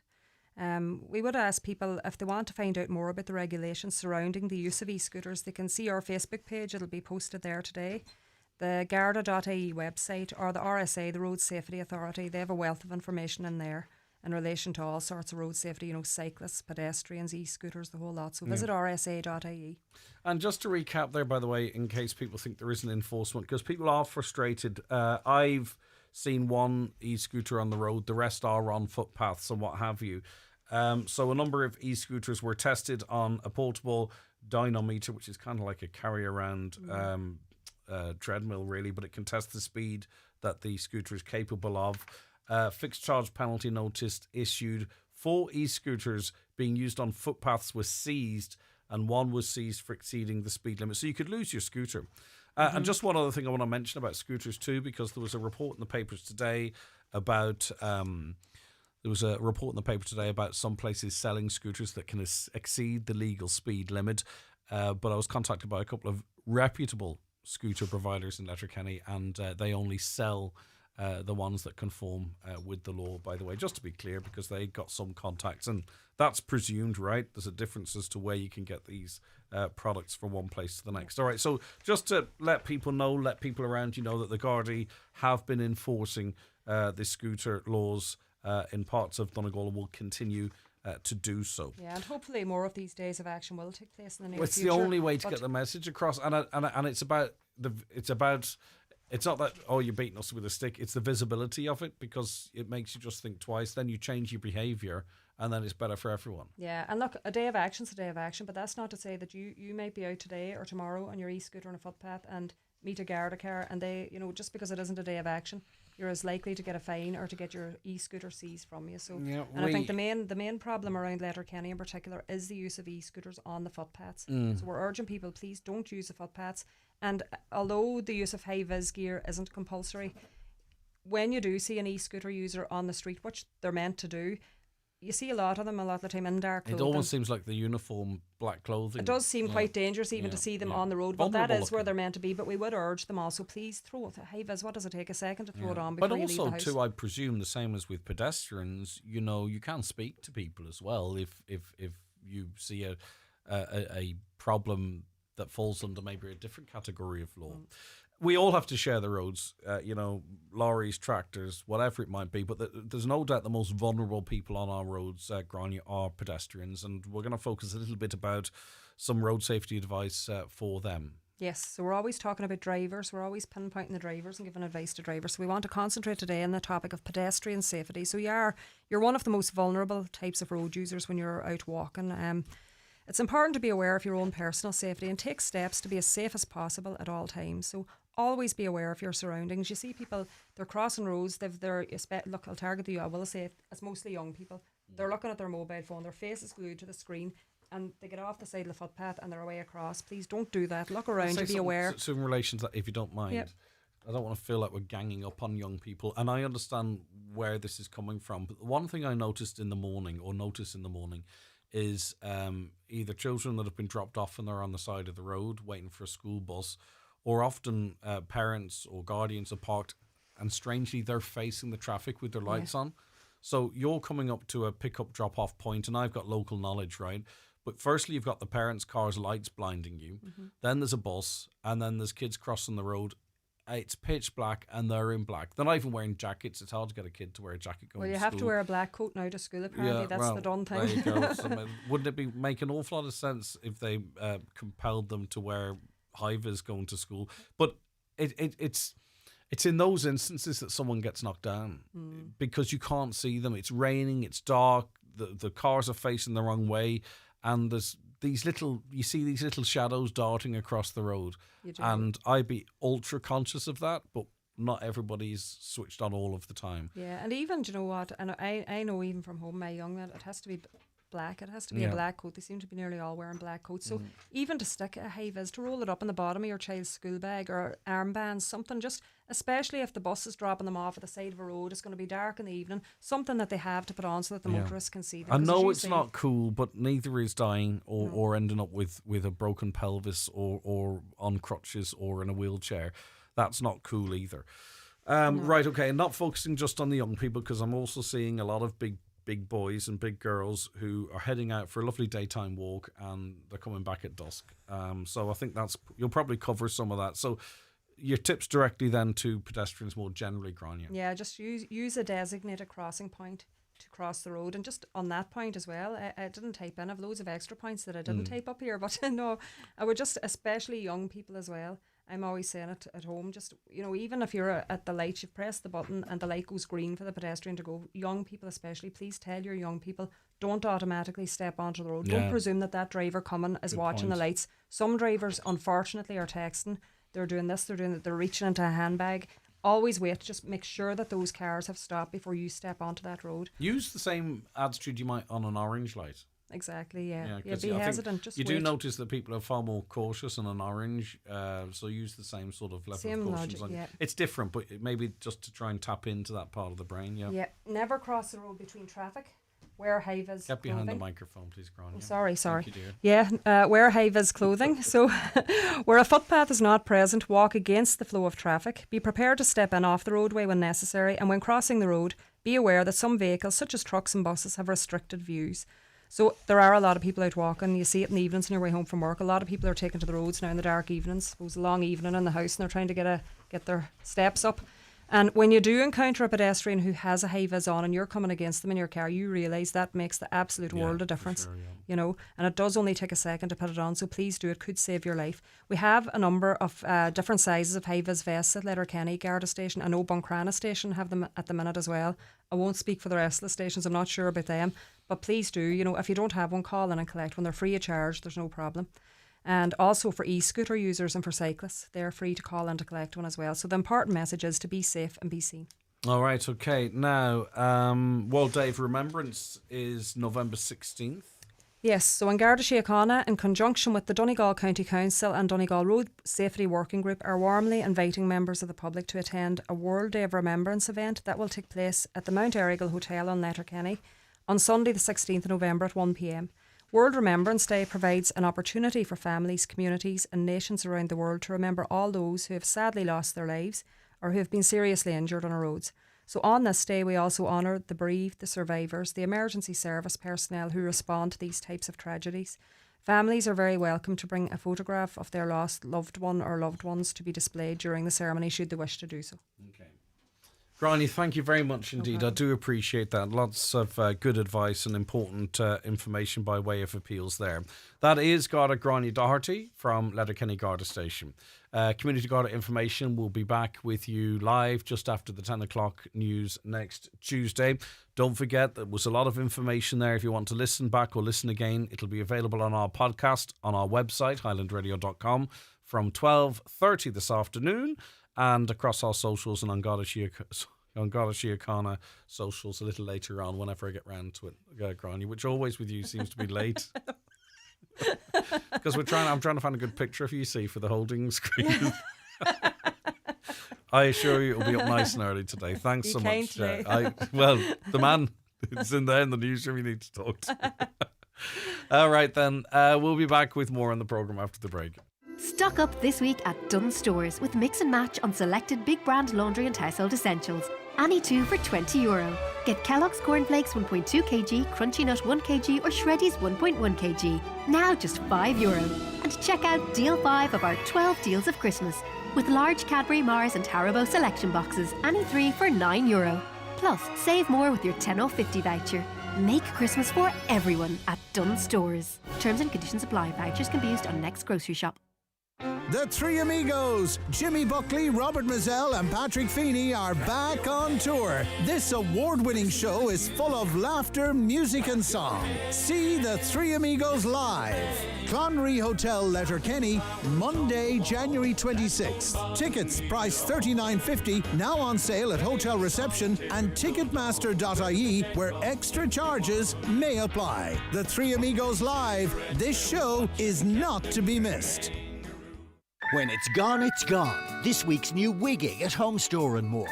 All Christmas tree lights are all half price.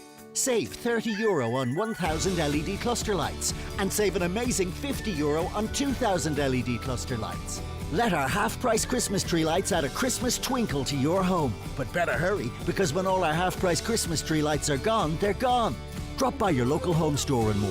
Visit us online at homestoreandmore.ie. Home Store and More. A happy home.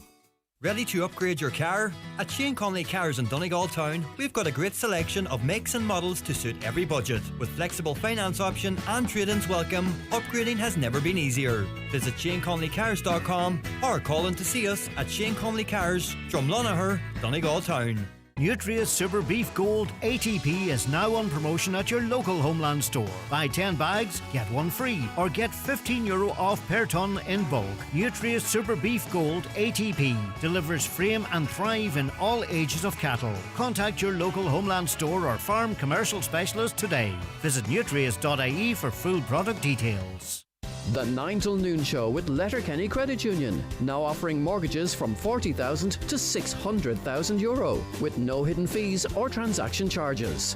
Letterkenny Credit Union, 9102127. All right, so in discussing the traffic issues in and around Letterkenny, and I'm sorry if you don't travel through or are not from Letterkenny and this issue might be grating on you, but it's one of significant importance and it affects literally thousands of people every single day and hundreds of businesses as well. And I as I pointed out to Aileen, wasn't it, from Evolve, we're trying to strike that balance between reflecting business and public attitude out there, but not in any way trying to discourage from anyone going into Letterkenny. Yesterday, for an example, when I finished up work here, I drove down into Letterkenny, wasn't delayed at all, straight onto the main street, got a parking space in and did the business I had to do, got into my car and was out of Letterkenny, and it wasn't a problem. That's the truth. But Jimmy Stafford is president of the Letterkenny Chamber, and notwithstanding what I've just said, Jimmy, a lot of people are very peed off at this stage. You know, some of the commute times we're talking about, people getting into work, getting to school, getting to the hospital, and of course too that affects when they're planning a shopping trip as well. What's the Letterkenny Chamber position in relation to this? Yeah, well, I suppose Greg, good morning. And I would have sent an email yesterday as president of the Chamber to our 333 members, just outlining what we've been doing in terms of our lobbying and talking to the council, expressing our frustration around some of the work. And Greg, if I can bring it back, if you don't mind, to the start of the year when we met the engineers and the council who were working on this project, and they brought us through for about 4 or 5 hours the whole project, and we outlined some proposals. I suppose we put some ideas, and we made a submission subsequently, Greg, on the 19th of March, where we outlined some of the things, our concerns around it. And one of the things was, the modelling. They told us modelling had been done around this. We said, look, can we see the modelling? One of the key ones we brought up and was consistently brought up was the turning lanes going into the likes of St. Connell's and other places that, I suppose if you go back, how many years ago were they put in place? And they were put in place for a reason, is to let traffic be able to pull into those lanes and pull in safely to the other side or to their car parks. And I suppose taking them away, we can see the impact that that's had. So these were all included in our submissions, and also things like night work, all those sort of stuff we put into that proposal, which everybody can see, and it's available online. So we were very clear on what our concerns around any works like this are. And I think, just on that point, it seems that every concern that was raised by the body which represents businesses in Letterkenny, as far as I can determine, there was not considered, were not taken on board. Some might frame that as ignored. Yeah, and I suppose there was lots of other bodies as well, Greg, put in submissions like that. Now we understand that the turning lane into St. Connell's is going to be restored or reinstated, which is one of the things we were shouting at from the start. That's a key junction that people need to get in. So, when we put that in our proposals and then it goes ahead and it's not done, that is frustrating. There's no doubt about that, and it's frustrating for members. So it's the impact. And I suppose, Greg, I would say as well as a chamber, and we have board meeting this morning, and some of our own board members were late because they were stuck. I mean, when you look at it, and you said it at your intro, like there's 20,000 people a day are coming into Letterkenny. And that's a significant amount of people from all those 6 different areas that they're coming in from, those roads. It's a small town coming into already a town that's at capacity. And I think, Greg, I'll go back on the point I said about communication. I think, we saw the other day the Ballyrain roadworks and the signing it up. But one of the things in the communication that's lost is that those works are going to be in the first 7 weeks from 7 p.m. to 7 a.m. So that's a positive bit of news in this current time, if you like. But I think the communication needs to be better around certain parts of roadworks that are taking place. But even regardless of when the roadworks are taking place, they still will involve digging up footpaths and narrowing of roads, a removal of a lane, at least for part of that route you talk of at Ballyrain. We still don't know what the situation is with traffic turning into all the other facilities and businesses that are up and down the road just below me. So it's welcome that the traffic works to at least some extent will happen at night, but that doesn't take away from the fact that footpaths are being dug up, roads are being narrowed, lanes are being removed in other parts of other business members that are members of your chamber. You'll no longer be able to turn right into their businesses. So. Yeah, and sorry. Yeah, so my point my point really is that's fine. But what is the chamber's views on these works? Does the chamber, did the board support them continuing to go ahead? Are you going as far as some councillors are and saying, look, suspend them at least until after Christmas? Do we go back to the drawing board? I mean, if we're changing plans mid-construction, I mean, that's problematic. It is, and I say, again, I suppose as the council, it was voted in by the council. What we would say, a review is probably the word we would use, Greg, a review of works. And, we're heading into the busiest part of the year, as you outlined yesterday and today. And I think, can I just make a point that you made as well, Greg, your point about going into Letterkenny yesterday. And, I'm in that traffic in the morning and in the evening, but there are certain times, and I know people might be shouting at the radio, but, now, for example, between now and, say, 3 o'clock, there's a free-flowing system in place. You are able to get into Letterkenny, you are able to get a car park, but it's those key times in the morning and the evening that are just the bottlenecks that are causing. And I've been in the car this morning at 5 to 8 coming up past Mountain Top, where people are banging their steering wheel. I think somebody made a very good point this morning. It's like we're all for progress, but not at the cost of our sanity. I think that's a really, really important one, because we're all for progress and we all want developments and we all want investment. But I think there has to be planning. And one of the things we've always said, Greg, and again you've covered it, like there's kind of a chronological order of things here. You look at what we were told, and I know Councillor McMonagall and Mayor Brogan brought us to the town bus is now delayed for at least another year. And when we saw the brochures last year, they were saying very clearly 2025 town bus. That would have had a huge positive impact, because we've seen the impact that has had in Sligo. I've spoken to students myself. Yeah, but if you look at the road infrastructure in Sligo, it's been designed to accommodate a town bus.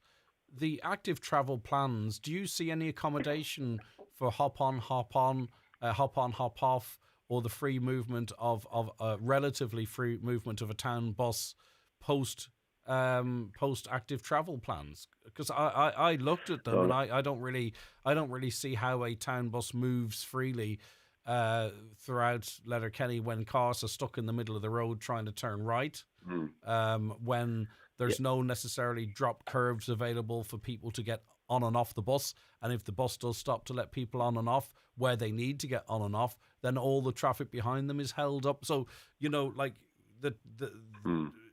why was the town bus delayed for a year? A year would be a very interesting question. Absolutely, Greg, is one we're asking as well. And we saw the plans that you saw on the town bus, which doesn't have stops, and what we've been told around that. And I've seen some town buses around Ireland where you don't have those. They just stop on the side of the road, you hop on, hop off, as you said. And again, modelling has been done as this, we're being told. But going back to what I was saying, Greg, I think there's an order here. Like, you're looking at your bus, your 10T, and then your active travel. And I think that's the key. That's what you kind of design, and that's what we were always talking about in our meetings, that you have a plan there, if you like. And I think that was key. It's timing, it's planning, and it's communication. Well, what I see in Dublin, right, or other cities, and maybe we could have done it here, is you get as much of the road as possible for a bus stroke cycle stroke scooter lane, and then you accommodate people on a footpath. That I would have thought that's the future of a town, where a bus in great parts of it can actually travel freely. Motorists aren't allowed in this part of the road. That's what active travel looks like to me, not taking away much of the road, allocating that for cyclists who won't use it and pedestrians, and then having a town bus that stops in the middle of the road to let people off and on it, right? Blocks the whole traffic to let people off and on it. Now, and the fact that people signed off on these plans beggars belief. And if I were a business in Letterkenny, this is what not only the short term but the medium and long term future holds. I'd be going, what's going on here? What is the actual plan? Where is this? How is this bus going to stay on time, Jimmy? With everything I've just outlined. And Greg, the reality is, look, you heard it yesterday, we're now told it's at least November 2026. And when you hear the word at least, then you already know you're into 2027 at this stage. So the debate around the bus is it a year and a half, 2 years away? I don't know the answer to that. And certainly questions. What does the review look like, Jimmy? You said you're not calling, the Chamber's not calling for the suspension of works in advance of Christmas. And I can understand that would be a significant call. What does a review look like then?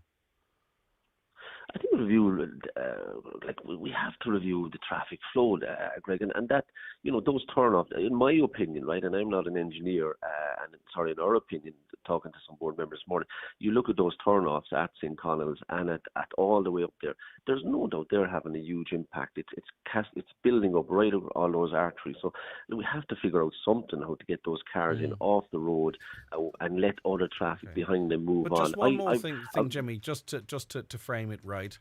So that road was designed without a right-hand lane, okay?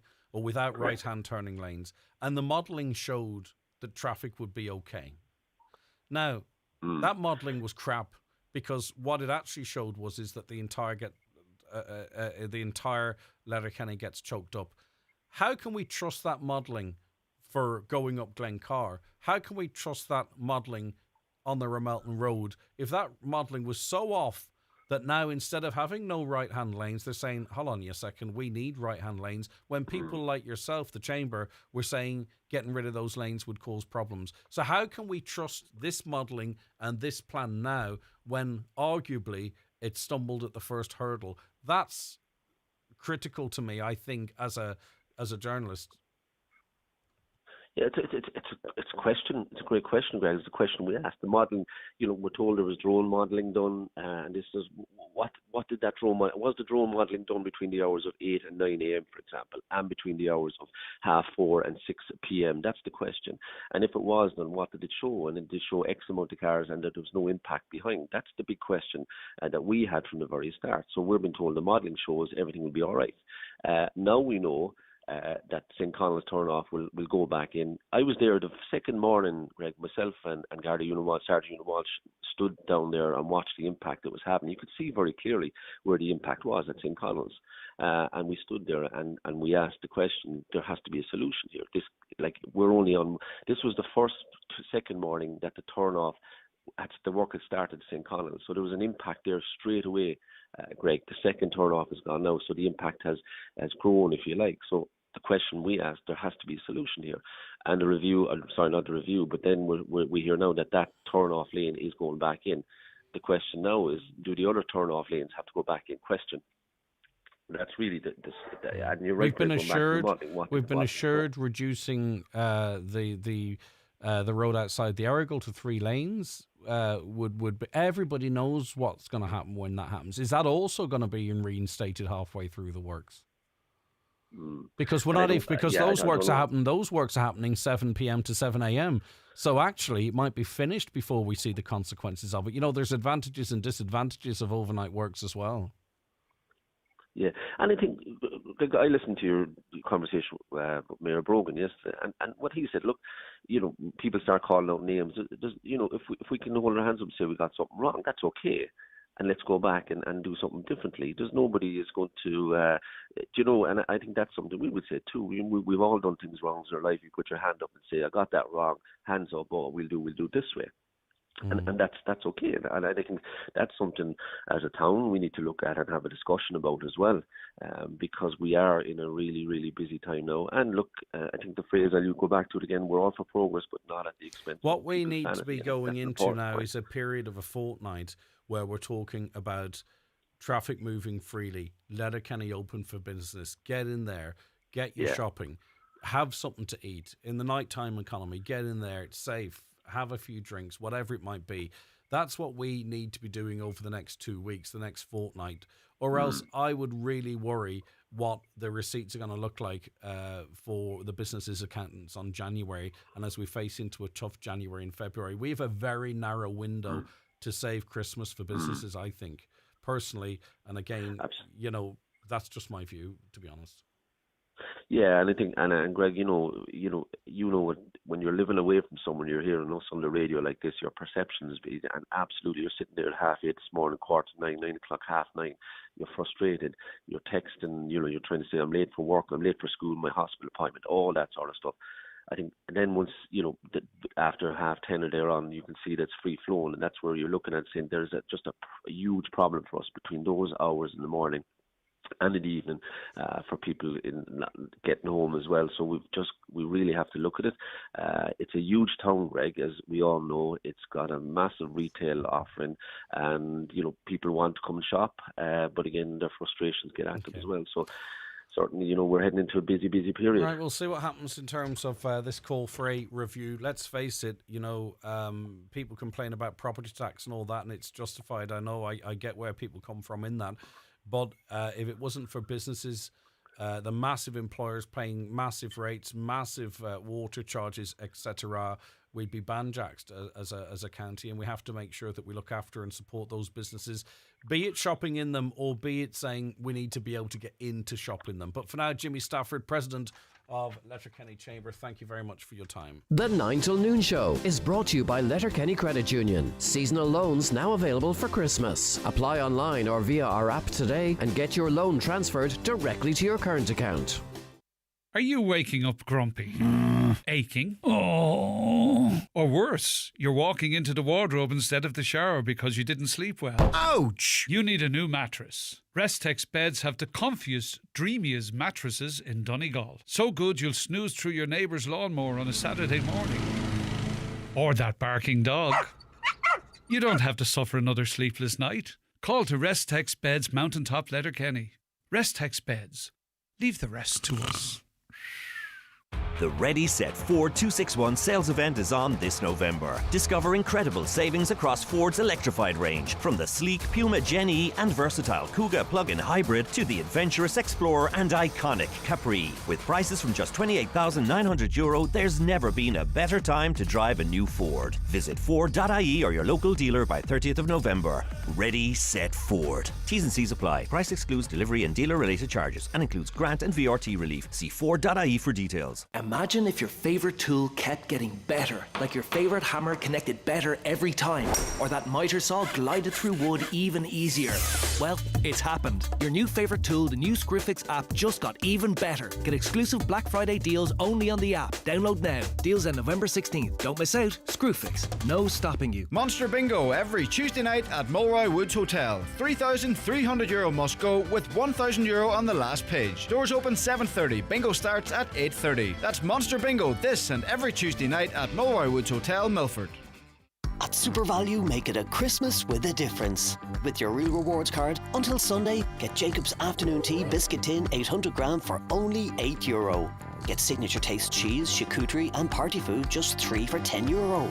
And fresh salmon darn save 33%. Make it a Christmas with a difference at SuperValue.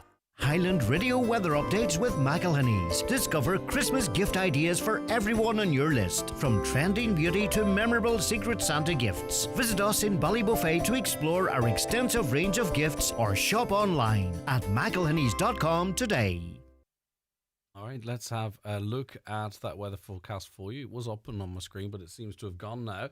A very wet and overcast morning. Spells of rain, heavy at times, with a possibility of localised flooding too. The rain will linger through the afternoon and evening with southerly breezes and highest temperatures of 11 to 13 degrees.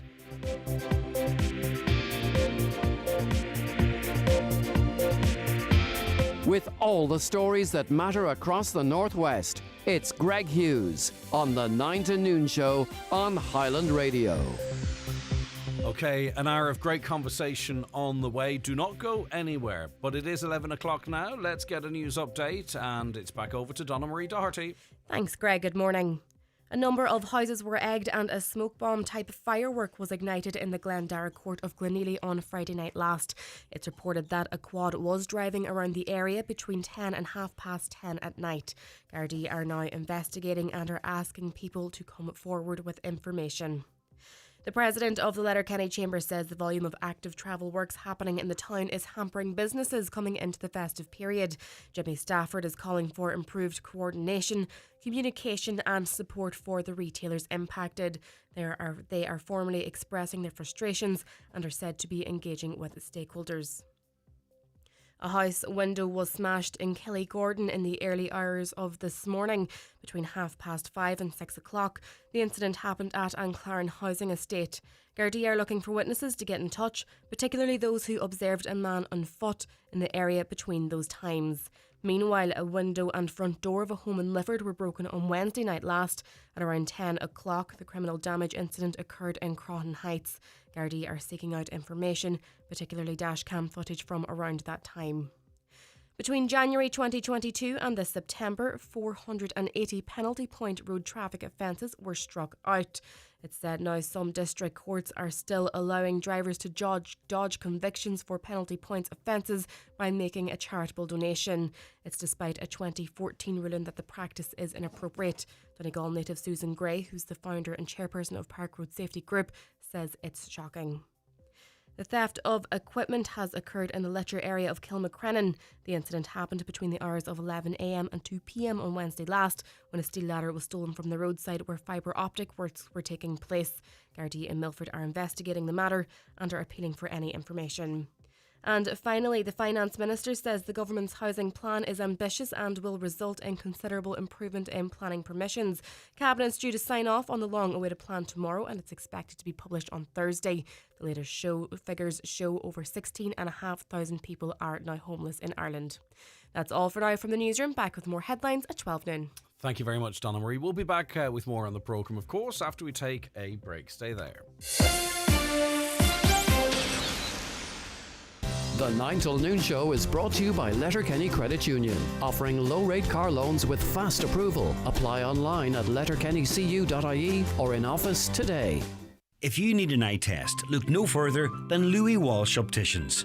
Letterkenny's longest established opticians are delighted to welcome patients new and old to their state-of-the-art practice in the Courtyard Shopping Centre. Their latest technology includes a 3D OCT retinal camera which assesses the health of your eyes in minutes. Private, medical card and PRSI patients welcome. Call 91 21000 to arrange your eye test. Louis Walsh Opticians, Letterkenny. Your vision, our focus. AI isn't just for tech experts, it's for all. With Skills to Advance, turn curiosity into capability through artificial intelligence microqualifications. Learn about everyday AI applications and how they impact you. Discovering how AI works helps you make informed decisions as you engage with new technologies shaping your daily life. Talk to your local education and training board today about upskilling or visit skillstoadvance.ie. Skills to Advance, supported by Solus and the Government of Ireland. If you smell gas at home or on the street, don't ignore it. Open windows and doors. Don't smoke, vape, or use a naked flame. Don't unplug or switch anything electrical on or off. Turn off the gas at the meter. Then, no matter who your gas supplier is, call Gas Networks Ireland on 1800 20 50 50. Visit gasnetworks.ie to screenshot the safety steps, save them to your device and share with friends and family. Morning to you. How are you all keeping? I hope you're very well. Hello, darling. Hope you've started packing. Mum. We're dying to see you this Christmas. The tree's up already. Mum, I don't know how to say this. What's wrong, pet? I can't come home this year. It's just too expensive. Oh, sweetheart. We'll miss you. Sometimes life keeps us apart. But at Highland Radio, no matter where you are in the world, this year we want to make Christmas extra special for one lucky family. We want to bring a family home for Christmas. You can nominate yourself or a loved one. Visit highlandradio.com to submit your nomination. Let's bring families together this Christmas. Dazzle your guests this Christmas with Aldi's specially selected range. Discover amazing appetizers like flavoured smoked salmon, seasonal spectaculars like Bord Bia quality assured slow-cooked Irish silverside ham, just $19.99, in store December 5th. And dreamy desserts like the ultimate melting baubles, indulgent chocolate with a salted caramel pouring sauce, in store December 19th. If you love Christmas, you love Aldi specially selected, while stocks last. Now we are joined in the programme, or on it, by Brenda Morgan, Head of Business Development at City of Derry Airport. Good morning to you. Good morning, Craig. Things come in cycles and up at City of Derry Airport. Talk of the flight from Dublin and all the little fires, irons in the fire. It's a good time. Yeah, absolutely. It's very, very positive, and the only way was up after COVID. So very much we're up on our 2019 figures, and we've seen... That's pre-COVID figures, because that's the real comparison, isn't it? That's great. Absolutely. And we've just introduced a new carrier in terms of EasyJet with 3 new routes, and also have our charter programme. Our London Heathrow obviously is offering that hub connectivity. And as you say, we have Manchester with Ryanair, and that's growing. Demand is just huge at the minute because I think people definitely want access from their local airport from a convenience point of view, from a service point of view. And it's great. We're just delighted to see people owning the airport and joining us in terms of their journey. Yes, and a huge amount of those passengers are from Donegal as well. You talk of local airports. Obviously, we've got the Donegal airport locally as well, but Derry's City of Derry Airport is seen as the local airport as well, and I've utilised it many times over the years. Donegal's huge for us. And and lots more in terms of growing that market, especially obviously with the Dublin. And we're here to really complement the existing well, let's bring service as Martin well. in. Martin Turbott's with us of Top Flight for Schools, and the launch of Top Flight for Schools 2027, the ski programme to Verona in Italy, is taking place this Friday. Talk to us about it, Martin. Good morning to you. Well, thank you, Craig. Thanks for having me. Yes, we're having our launch for 2027 season this coming Friday. And as Brenda says, we are trying to promote flights out of the city of Derry Airport. We're trying to get local schools in that area to commit to ourselves so that we can have the community, just the flights so close at hand. It's stress-free for the teachers to know that their local airport that they want to fly is either at their front door or literally within less than an hour to the airport. And this is kind of maybe an unfamiliar model to the general public in that these are, and it's not the first year we're launching, or you're launching 2027. This has been happening for the last couple of years. Talk to us about the sort of the logistics, what's happening in terms of the flights and getting people on them and all that kind of stuff. Our business is basically to sell ski trips to schools. That's my business. And what teachers want is, naturally enough, value, good value. Convenience. And convenience. And what they need is, around this area, around this particular area, Donegal, Derry, Tyrone, to some extent a little bit of Fermanagh too, they want to be able to travel to the airport as quickly as possible. And that makes it cheaper for them because, let's be honest with you, coach travel is getting a lot more expensive.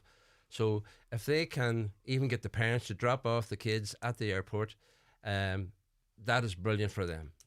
So then the next thing what we do is we in the sales team will try and get schools around this area to just consider what we can offer, and we can have great resorts. But these aren't scheduled flights as such. No, these are charter and flights. thank you, Craig, for highlighting that's the bit that. I was trying to get to there. Thank you, Craig, for highlighting. These are charter flights, and these will for this year coming in. They're going to be leaving on the 17th of January for about 4 or 5 weeks. Okay, and they leave on a Saturday, come back on a Saturday. Right.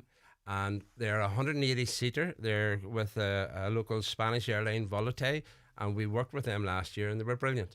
Yeah, I mean, it's an impressive thing, chartering a plane. You know, but obviously that means bums and seats. Correct. You can't do a Ryanair and get 88 to 93% capacity, right? You want everyone in there. But that is part of the package, isn't it? Yes. You know, so after that too, where do you stay, right? You know, where am I going to stay? There's various levels of ability here. You know what I mean? Do I have to buy a whole load of equipment because you know? No. So do you do? Is it end to end and all the bits in between? We do the whole package from start to finish. You leave your school, you come to the airport. We will then fly you mostly to Verona or one of our main airports in Italy or Austria or the United States. We will then coach you to the hotel, and with you throughout the whole week, we'll have a resort manager. That person will stay with you, and we are one of the few companies that actually have a resort manager. They used to be called reps in the past. These resort managers will deal with any issues that happen. Included in the package will be your hotel. You can go full board, and that will be breakfast, lunch, and dinner. You have 4 hours skiing available, ski hire, boot hire, helmet hire, and ski instruction, all included. And we're talking 2027 now, because Yes. obviously, you know, the schools will know, they'll know what classes come up, and it's probably Yes. often transition year and all that kind of stuff. Correct. So they'll know. So obviously, in these things, the further you plan ahead, obviously schools will contact you directly, right? Yep. You're obviously very competitive in terms of convenience, right? Yep, that would be the case. Does that come at a premium, or are you up there sort of competing with some? If a school decided to try and organise something itself? I can honestly say that we would be one of the most competitive companies that deal with schools, and I would be very, very confident. I'm a retired teacher myself. I travelled with numerous different companies, and I feel totally privileged to be working with Top Flight for Schools because we have a motto, and it is a genuine true motto with us. It's personal. Before I bring Brenda back in, is there any capacity for people who aren't with schools or presumed or what? Because there's going to be adults listening to this. Yes, write stuff for kids. And I want a piece of this action. I really appreciate you highlighting that. We in Top Flight for Schools, before COVID, did educational trips, sports trips, ski trips. Now we're solely ski trips. But any adults that do come to us wishing to go on a ski trip, we would ask them to go to our sister company, Top Flight. They will do adult packages that will cater Same for all thing, their needs. but it's same for, things. and of course but too, maybe there only. might be different offerings as well. Correct. Right, okay. So, what's the significance of this from the airports? I mean, it's more traffic, isn't it, Brenda? I mean, that's it, and more activity. It's more traffic, but it's special traffic, Craig. I mean, there's nothing like seeing the school groups arrive, the excitement, just the when buzz, those the sliding chatter. doors open and just you hear life, don't you? And our staff love it. It's all our own staff at the airport, so that they can't wait, obviously, for the first flight and then that returning flight. And it's really special because the parents get very involved. It's not as if to say they're saying goodbye to their loved one. And for some, this is their first trip away solo, which is also very emotional, obviously, for the parents. So to leave them off at the airport rather than putting them onto a coach for 3 hours, and especially on the way back. So and parents really see the significance of these trips, again, particularly for transition year, because in my family and those that I know, the money doesn't come straight out of the bank account, right? You find a way of getting it together or whatever. True. But transition year is I'm such a big fan of transition year, and see these school trips too. They come back with different groups of friends, and their confidence is through the roof. And it's like, see mom, see dad, I it's life skills. And I think it's really valuable in relation to that as well too. And I know we move heaven and earth as mums and dads to get them on these trips because we see the benefit of them. Yeah, my daughter went on the Top Flight trip last year for the first time, and as a family we didn't have the luxury of skiing because of injuries in the past, etc. So, but she's addicted to it now, and now she is very passionate about the memories that she made on that school trip as well, and with the teachers as well, because it's a very, very special time for all of the group and the dynamics of the group. For us, it's really special whenever as well they come back, to see parents standing obviously at the arrivals gate with big banners and balloons, some with flowers, and it's sort of like, oh my goodness, it just I'm is such amazing. a bad dad. Banners and balloons. Banners, balloons, absolutely, and the whole family turn out. So I'd be straight away. It says, I told you could only spend. No, but listen, hey, there's all different types, right? But you know, it is really. I think the main thing what we're saying is that it's the local convenience.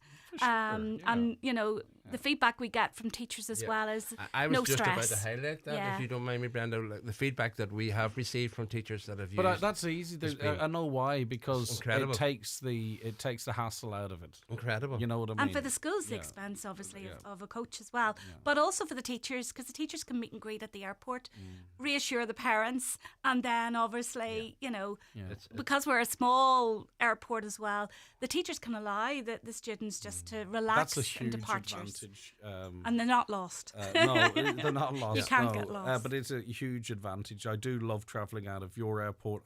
Knock Airport kind of has the same vibe to it as well.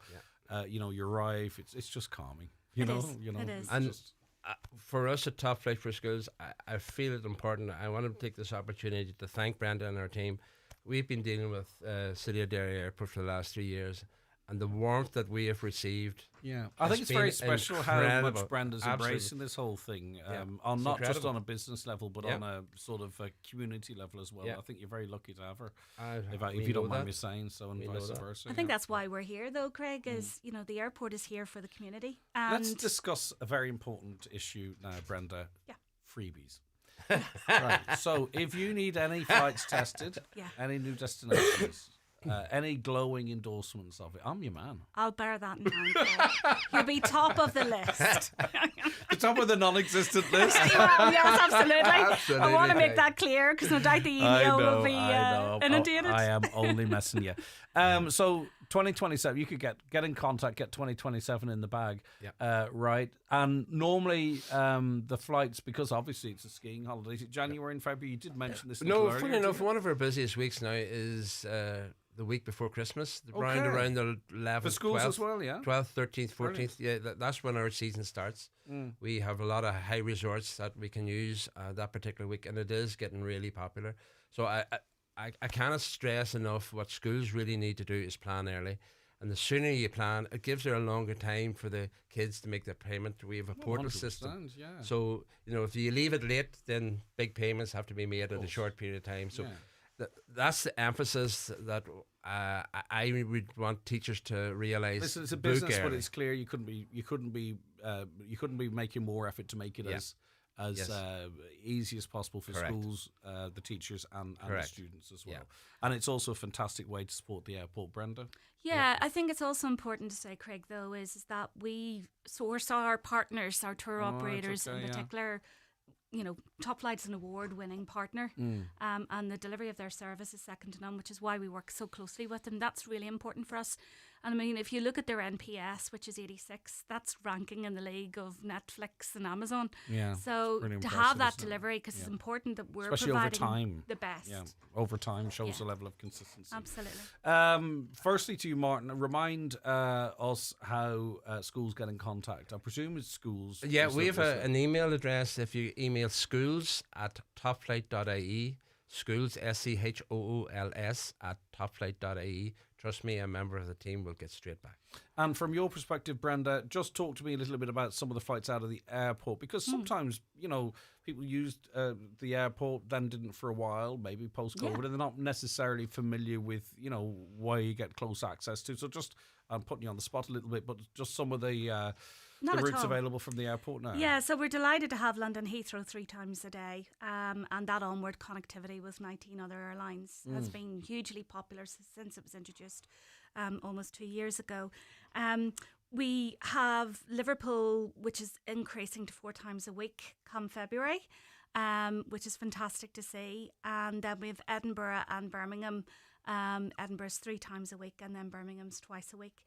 That's a relatively new route, and it's growing high in demand, so we're expecting that obviously to increase in capacity, but it was only introduced. Well, that's the litmus test. It's great, isn't it, when you start going, right, we can add additional planes here. And then Dublin's so exciting for us. So when is that anticipated to actually be up and running? Latest will be October 26th in terms of operational, but we expect that perhaps to come forward. So main thing I would say is, keep in touch with us, look at our social media.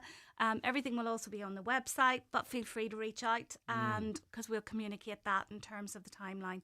It is a government-funded route, so as a result of that, the tendering process is just about to start in a number of weeks. So as a result of that, we'll be announcing who that carrier is. Never thought it was coming back, so it's really good to see it. So exciting, and demand is huge. It's not that I would have known.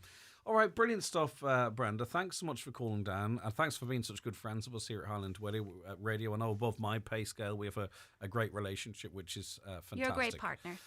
So Brenda Morgan, Head of Business Development, City of Derry Airport, thank you very much. Martin, it's great to talk to you.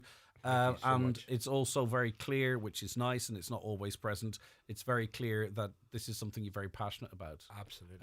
And that's obvious in that. And I think maybe your background as a teacher and all that helps and all that kind of stuff. Yeah. So the launch of Top Flight for Schools 2027, it's a ski program to Verona in Italy, is taking place this Friday. And secondary schools across Donegal are being encouraged to get involved for the 2027 season, but it's a bit of 26 into 27. Yeah, correct. Right, just to be absolutely clear. Yeah.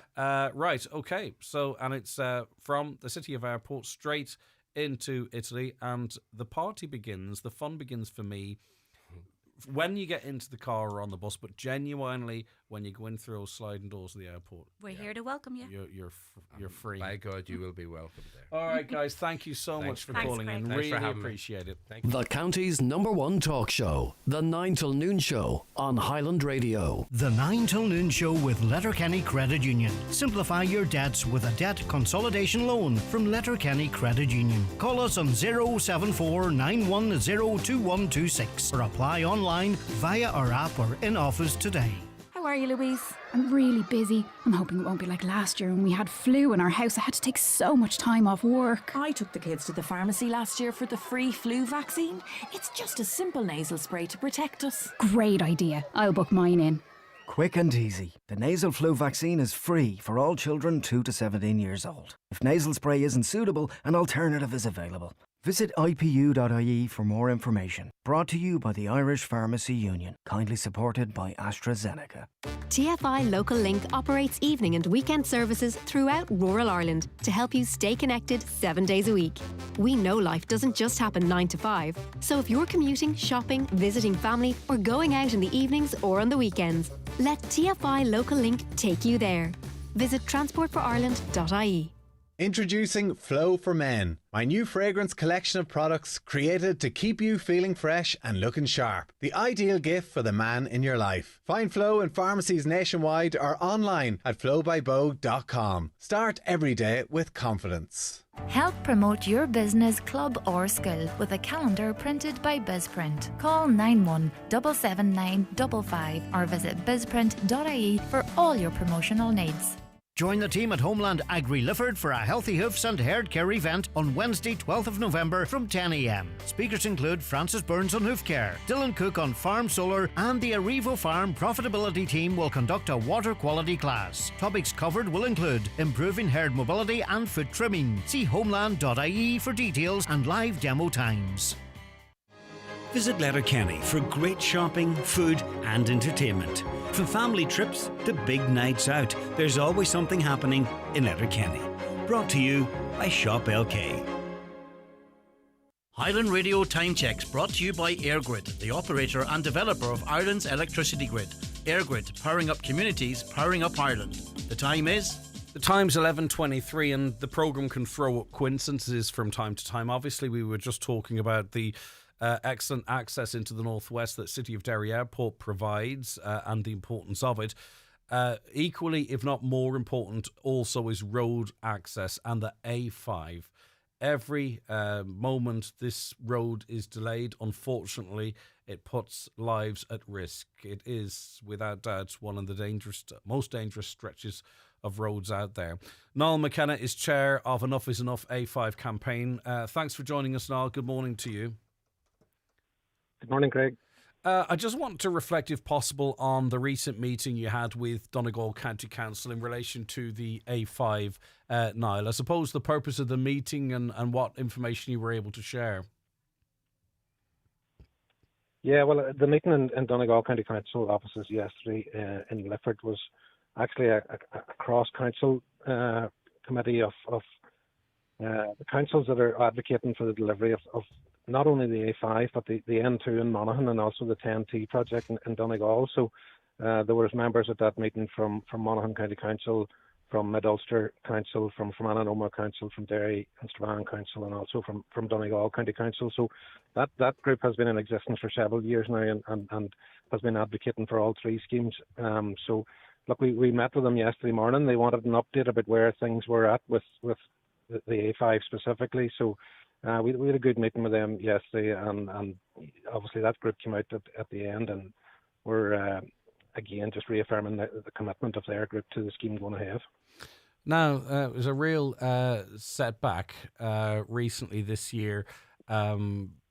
Perhaps some oversight or whatever. We've done the autopsy on that, but the reality is that the next appearance before court to try and get things moving, well, it started this morning, didn't it, and will continue then in December. So what was the sort of situation with the proceedings today, Niall? Yeah, so there was a case management hearing in the High Court in Belfast this morning, which is just finished quite shortly there. And I suppose the two things that were coming up at that were two new parties have asked to be granted intervener status in the actual appeal. So as you know, our group, the A5 Enough is Enough group, were granted intervener status in the last case. That very much give an emphasis on road safety and give a voice to the families of victims. The two new parties that have asked to come on board now for the appeal are the Department of Agriculture and Friends of the Earth. So the Lady Chief Justice granted both those applications this morning. So there'll now be 3 interveners. And the other thing that was decided this morning was that they had provisionally set aside 3 days in December, the 9th, 10th and 11th, for the appeal to be heard in Belfast. And they were just checking with council this morning whether that was manageable, and they've decided that it is or should be. So I suppose we've got the exact date now for the appeal. Almost unbelievably, the last stumbling block was the fact that the project, a judge felt the project did not comply with Stormont's own climate action plan, that the environmental impact of the scheme had not been properly assessed or scrutinised. It was said after that this could be a hurdle that might be somewhat easy to overcome. Is that still the feeling, Niall? Yeah, well, look, it quite possibly was, an unintended consequence of the Climate Change Act at Stormont. Certainly, I would imagine the 2 interveners this morning will be dealing specifically with the issues of climate change. You would imagine DAERA or the Department of Agriculture would be hoping to assuage those concerns that the court had around, the legalities and compliance with the Climate Change Act. Friends of the Earth may be taking another view, obviously. So look, I'm hoping that the input of the particularly the Department of Agriculture will be helpful in that regard. Yeah, you have to bite your tongue a little bit when we talk about sort of, being friendly to the earth. And is there anything more valuable on this earth than people and their safety and what have you? But anyway, we'll watch on with interest now. Thanks very much for that briefing. We do appreciate your time. I know you were in that court this morning, so great to have access to you. Thank you. Thank you. All right, bye-bye. Niall McKenna, chair of Enough is Enough A5 campaign, and a lot of conversation about roads in and around of Letterkenny. Not sure about this one. Get rid of the mid-wall on the dual carriageway. Airlift the Blaney Bridge to Bonagee. Oh, if only were that easy. Traffic in Letterkenny is worse than Dublin. Ridiculous. Get your hands off Fanad and Surrounds Bridge, would you? They got their bridge. Worry about getting your own one. Stop trying to transport it. A caller says, look at active travel on the back road, Convent Road, College Road. Have to stop in the middle of the road to let students off. Every step in car causes delay in traffic. Whole way out, Ballymacool, Lismonaghan, Glencar, Pierce Road, Leck, even out to the 4-lane, believe it or not. Was the same modelling used for that was used that's ended up mid-construction roads being changed just below me here. A caller says, I drive to Letterkenny every morning and evening. What shocks me is the amount of water lying on the roads. It's very dangerous. A man should be out with a shovel to clear the drain holes. Why can't the county council sort this out? Another, since the evenings have gotten longer, driving in the dark is more common, and I've noticed so many cars that are missing a headlight or a dip or a brake light. It really makes it even more dangerous for oncoming cars, especially when it's raining and visibility is already low. Can people check their lights are working before driving, especially at night? It's crazy the amount of cars that passed me on the way home from work the last day that were missing a light. Yep, there's a couple of things that I can't understand. A, how many people have missing lights and don't realise it? But B, and I mentioned this before, how many people have a broken back window? What's going on there? Why do so many cars have broken back windows? I'll see at least 2 a day. And once you start looking out for them, you'll see them everywhere. Finally, Greg, the Chamber has woken up. They are the best pressure group already in place to stop this premature development. Don't be afraid to step up on behalf of the businesses and their customers. What's going on at the Connie-Borough in Lifford? 6 months of roadworks. Okay, that's an interesting one. Greg, I do use the cycle lanes on the Port Road, and they are grand as far as they go. The problem is the lanes end, and depending which direction you're going, you end up interacting with traffic and roundabouts, which are very dodgy for cyclists, with traffic going either side of you. I don't see too many others using it, and I would use it to and from work. As for this active travel, encouraging people to not use their cars, I don't think it'll make any difference. Are there people, the people who would drive into the shop door if they could? That's true. That's quite interesting. That's from a cyclist who does use those lanes, but they're a lonely cyclist because they don't see anyone else on them. A caller says, cycling on footpaths is illegal. That may be so, but try cycling through the potholes, grids and parked cars, etc. on the inside lane of nearly any Donegal road or street. It's mad, they say. Another, Letterkenny does not need traffic lights or cycle lanes. What it needs is a Bobby White who at will could relieve all traffic jams in the town back in the day. It's very the Letterkenny's a very different place now. Very different in terms of traffic and stuff. Everyone's in bigger cars as well. Dying is not cool, Greg, until high-vis becomes mandatory on bikes, scooters and school uniforms. Why aren't RTDs and RSA making laws on this practical life-saving solution? That I don't know. I genuinely don't know why that isn't the case. There should be a compulsion to wear high-vis. I know there's a fella has been on with me a couple of times, is against it. That's fine, that's his view. But the bottom line is cars have to have lights. Pedestrians, I think. Cyclists, I think. Scooterists, I think, should have to wear high-vis. We have the lights not only to see, but to be seen. So everyone, I think, should be playing by the same rules. If you don't mind me saying so. I don't think I'm going to be up before Commissioner Man for that one, am I? All right, then, let's take a quick break. Watch the show live now on YouTube, Facebook and at highlandradio.com. The 9 till noon show is brought to you by Letterkenny Credit Union. Digital loans now available. Apply online or via our app today and get your loan transferred directly to your current account. At Maple, we know our customers are the heart of our stores. So this month, we're saying thank you. Spend €15 or more and you'll be entered to win a thank you from Maple hamper, packed with treats to enjoy. T's and C's apply. And while you're here, why not pre-order your Christmas hampers? The perfect way to make the season extra special. Shop local at Maple Express Carrigart, Fulcara or Castlefin, or at your local Maple store. Fresh, local, convenient. Follow your local Maple store on Facebook for more.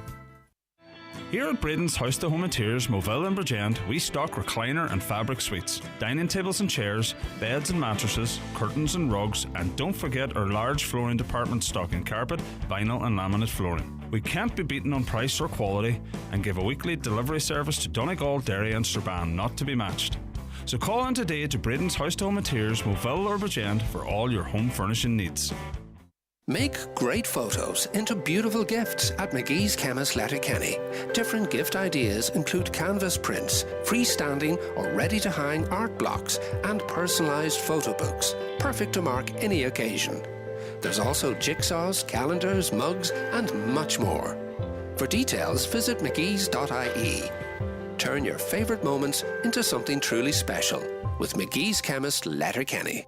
Make your Christmas party unforgettable at Century Complex. Our festive packages, Jingle Mingle, Feast and Fun and Taste and Toast, offer delicious dining, fun activities and cocktails. Starting November the 28th for groups of 5 or more. Dates are booking fast, so call now. Visit centurycinemas.ie or call 07491 21976 to secure your night. Do you know Claire Clothing, Letterkenny, has moved to 54 Upper Main Street, right beside Brian McCormick's? And we are now exclusive stockists of Bugatti women's wear at Claire Clothing, Upper Main Street, Letterkenny. It's time to celebrate the season in style at McGettigan's Hotel, Main Street, Letterkenny. Join us for the ultimate Christmas party night with a sparkling drinks reception, delicious 4-course festive meal, live band and DJ to keep you dancing till late. All for just €44.95.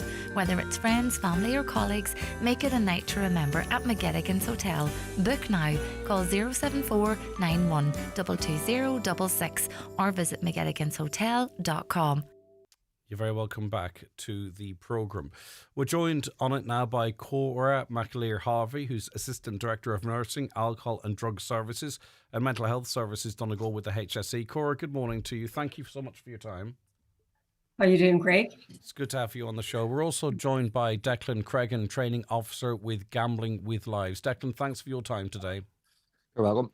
It's good to have you on the show. Cora, we're speaking ahead of a couple of events that are taking place in the not too distant future. I suppose maybe just flag those events first, who they're for, and then I suppose we'll get into some of the subject matter then.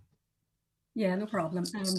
We're talking really about the event that's coming up on the ATU on the 20th of November. It's a Thursday evening from 6 to 9. And it's open to the public, and really it's a roadshow around health and well-being, Greg, covering topics such as gambling, mental health, addiction, money laundering, that type of thing. The prelude to that will be on the Wednesday for students only, but the Thursday evening is open to the wider public. And I suppose this has come off the back of a previous event we've had back in March, which was specifically for the GA and younger people. And in fairness to Sharon Ferguson, who is the Health and Wellbeing Officer out in the ATU, she wanted to replicate something like that for the wider community audience, because the topics were so important and they're come up in everyday life, and it's to allow the public to know what resources is there and what is the problems facing in today's issues. Yeah, and I know as soon as we start talking about gambling on this programme, the phone lights light up, because it's an incredibly big problem, but it's so normalised, encouraged, or part of everyday life. It's even part of just watching sport or playing PlayStation games or Xbox games or whatever. It can be very hard to tackle. We'll get into that in a little bit more detail, but one of the speakers will be Declan Cregan, who I've just introduced. He's a training officer with Gambling with Lives. And Declan, I suppose very sadly we're able to reflect on the comments from a coroner recently, about the very devastating consequences of a gambling addiction. Yeah, Greg, absolutely. Unfortunately, there's many cases across the UK and Ireland where people are losing their lives because of gambling harm. And this is why gambling needs to be taken extremely serious, because on a daily basis, people are losing their life. It's an extremely addictive product, and it can be seen as a mental health illness. So it's so extremely important that we are doing things like what we are doing next week in ATU Letterkenny, and giving the community and our young people the right awareness around the harms and dangers of gambling. There were the coroner's comments I talked of was in relation to the inquest into the death of Lee Adams, and was the finding that the coroner ruled that gambling disorder very sadly led or caused Lee Adams' death. There's a significance to that, isn't it? Because it connects, it just makes an important connection in my view. Do you see that as sad as it is, as significant too, Declan? Yeah, absolutely. I wouldn't like to particularly pinpoint any one person, individual's, death or that. But basically, the simple fact is that people can die because of gambling-related harm. People do lose their life because of gambling-related harm, and it's a serious topic again across the UK and Ireland, where so many young people, especially, are addicted to gambling. How important is it, Cora, to get to young people and I suppose offer different information? Because as someone who's, gamed extensively over my life, you'd be groomed into gambling from a very early age, and I've given examples before and I won't bore listeners with them again, but, in many areas of life, you're groomed into gambling. Part of the advertising for sport now is that it's more enjoyable if you gamble on it. And this is all allowed, like. Yeah. And look, I suppose, prevention is better than any cure, and we have to be realistic. There's always going to be some form of gambling, be it at a, pleasure level. But when it moves into more that, severe end of gambling, it's when the harm is really caused. So it is timely, I suppose, and not before time that we do have the Gambling Regulation Act back in 24, and now the new established body to look at the licensing and the safety for gaming and gambling. So that is so welcome, and it'd be great to see, when their impact is felt. Because I think that whole area around player safety is of paramount importance. Like, I do think there is a duty on gaming bodies, on gambling bodies, to provide that information right at the fingertip when people do go online to game and gamble. The research is quite controversial in terms of gaming, being considered an illness, as the way gambling is. But certainly it lures people in the same way. It takes up so much time. Yeah, but just in relation to that, sorry, I understand what you're saying. I wasn't conflating. Yeah. But if you play, say for instance, you got the new FIFA game now, you open player packs, right? So you don't know what you're going to get. So you earn them and then you open them. It's the same with the loot boxes on some of the games that are out there, and it just is. And I've seen it, to be honest, in my boys when they were younger. They were gambling. You could see what was happening there, and it then makes it a very easy transition. And I think too, Cora, and we've seen this with 0-0 booze as well. Some of these gambling companies exploit the gamble aware stuff, I think, the adverts really, because they're advertisements for gambling, but really on the face of it, it looks like they're being considerate and thoughtful. Yeah, and I mean, even if when you spoke there about the case of Lee Adams, and that kind of struck me profoundly, because when I read into it, it was a level of betting that he had done within 1 hour that then subsequently led him to the despair and the devastation that, at the end up, Lee took his own life. And the inquest into that was so interesting, even looking at the response from Virgin Gaming, to what their response was. And they more or less stood away from it, saying that because he was in a positive net, that they didn't see the impact it was having on his mental health.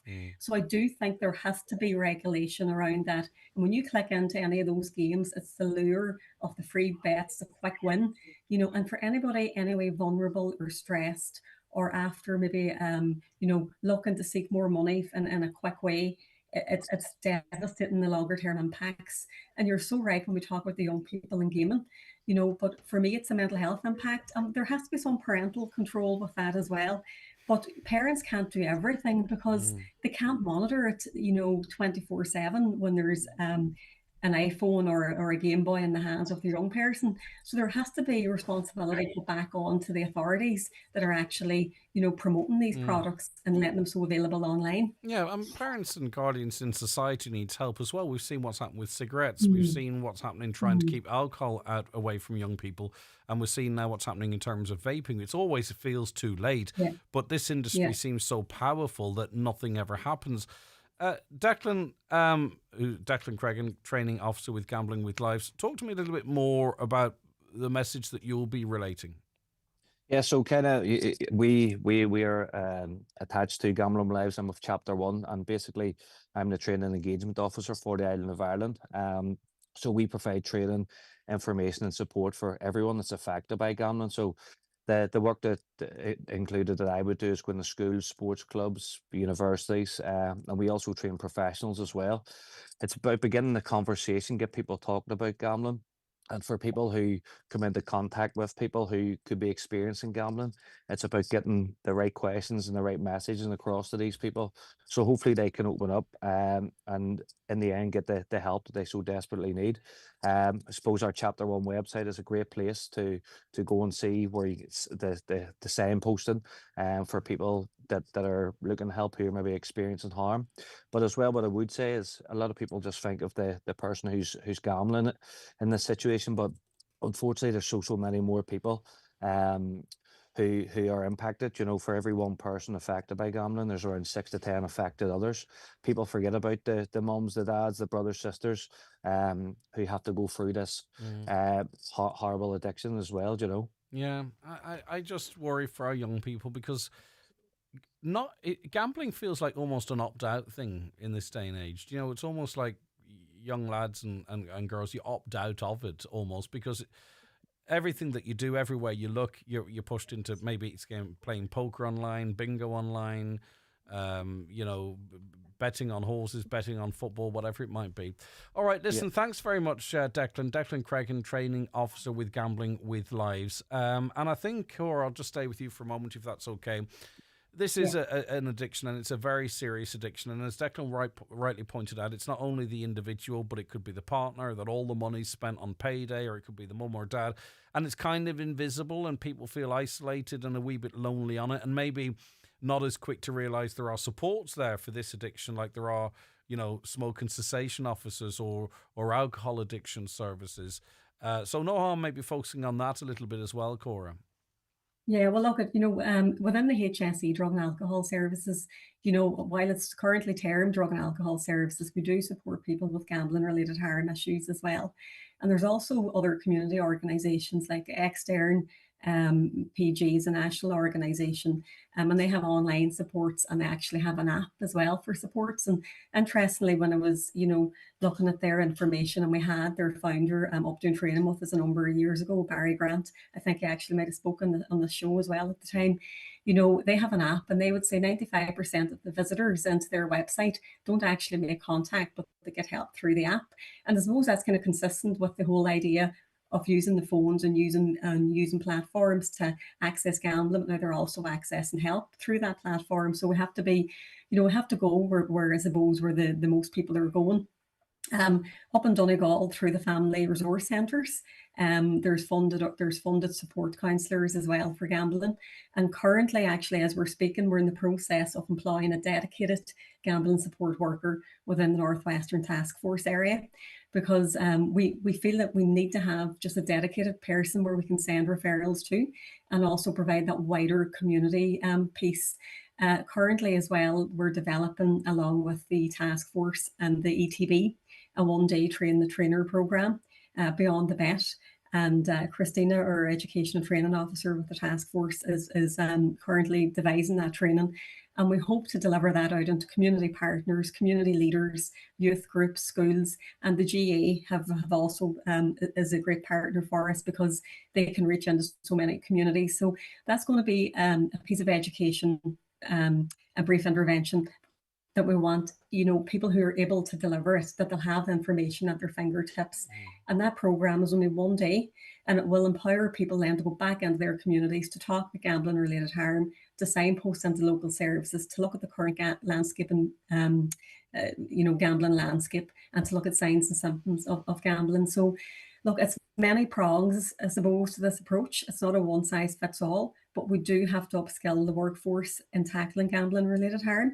And it's not always full-blown counselling. Sometimes it's that, early education, that awareness raising, that when you tap onto that phone or start into that betting, that it can just go over the line a wee bit. You can cross that line very quickly. Yeah, indeed you can. And then, such is the nature of it, then you start chasing. And that's why gambling works so successfully. You don't see many poor companies involved in this. So we're absolutely clear then. The roadshow at the ATU in Donegal on Wednesday, the 19th of November. Students 10 a.m. to 4 p.m.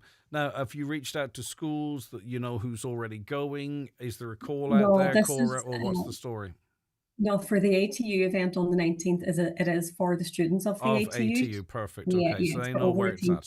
Okay. Yeah, and also just to stress, on the evening of the 19th, or the 20th, sorry, it is over 18s as well. It's 18 plus, because we do be so careful around our messaging and the targeting of information. Yeah. So that evening is 18 plus as well.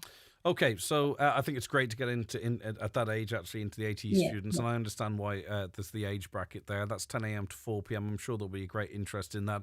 And then on Thursday the 20th, 6 p.m. to 9 p.m, open to the public over 18s, but you can still go and get information and permeate it down. Is that also an ATU, and is that just a turn up on the day? Do you have to pre-register, or what's the story? No, you can turn up on the day, and it's open to the wider community. It's just hosted by the ATU. But the people running the event would be HSE, Community and Voluntary, the Gardaí, and there'll be different services there with presentation and stands. So that is open to the public over 18. Turn up on the evening and register. It's like a road show, so there'll be different workshops on in the evening too.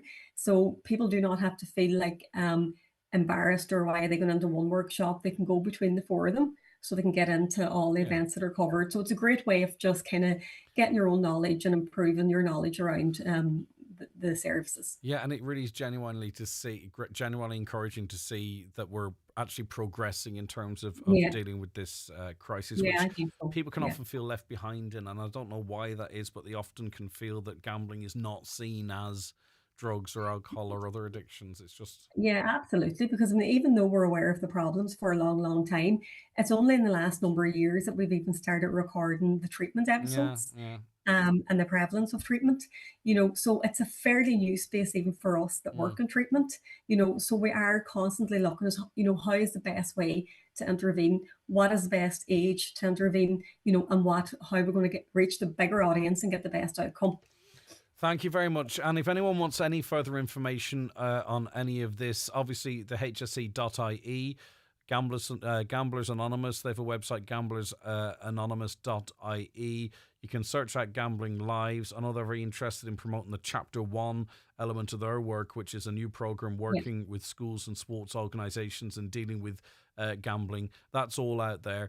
Thanks, Cora. Lovely to speak to you. Thanks for joining us. Bye-bye. That's Cora McAleer-Harvey there, Assistant Director of Nursing, Alcohol and Drug Service, Mental Health Service, Donegal HSE. Right.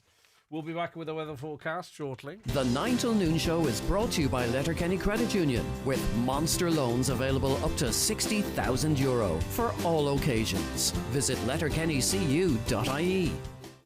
This Christmas, embark on a magical journey to the wild Arctic. Meet Arctic foxes, snowy owls, reindeer, and me, Santa. I have a special gift for every child. Hop aboard Ireland's first virtual reality sleigh ride and travel around the world with me. Afterwards, make gingerbread with Mrs. Claus. To book your adventure, visit wildireland.org. Looking for a nearly new 2025 model without the new car price? At iMotors, our demo and nearly new cars have little to no mileage, and you'll save thousands versus the new price. Fantastic cars, fantastic savings. Visit imotors.ie or drop by today and drive away a deal you'll love. iMotors, fearless generation. This year, every organisation with over 50 employees must highlight the difference in pay between men and women, the gender pay gap. Because if we highlight it, we can all work to close it. So whether you work in boardrooms, showrooms, front rooms, stock rooms, or not in rooms at all, if you have 50 or more staff, you must report it by November 30th. Let's all highlight the difference to make a difference.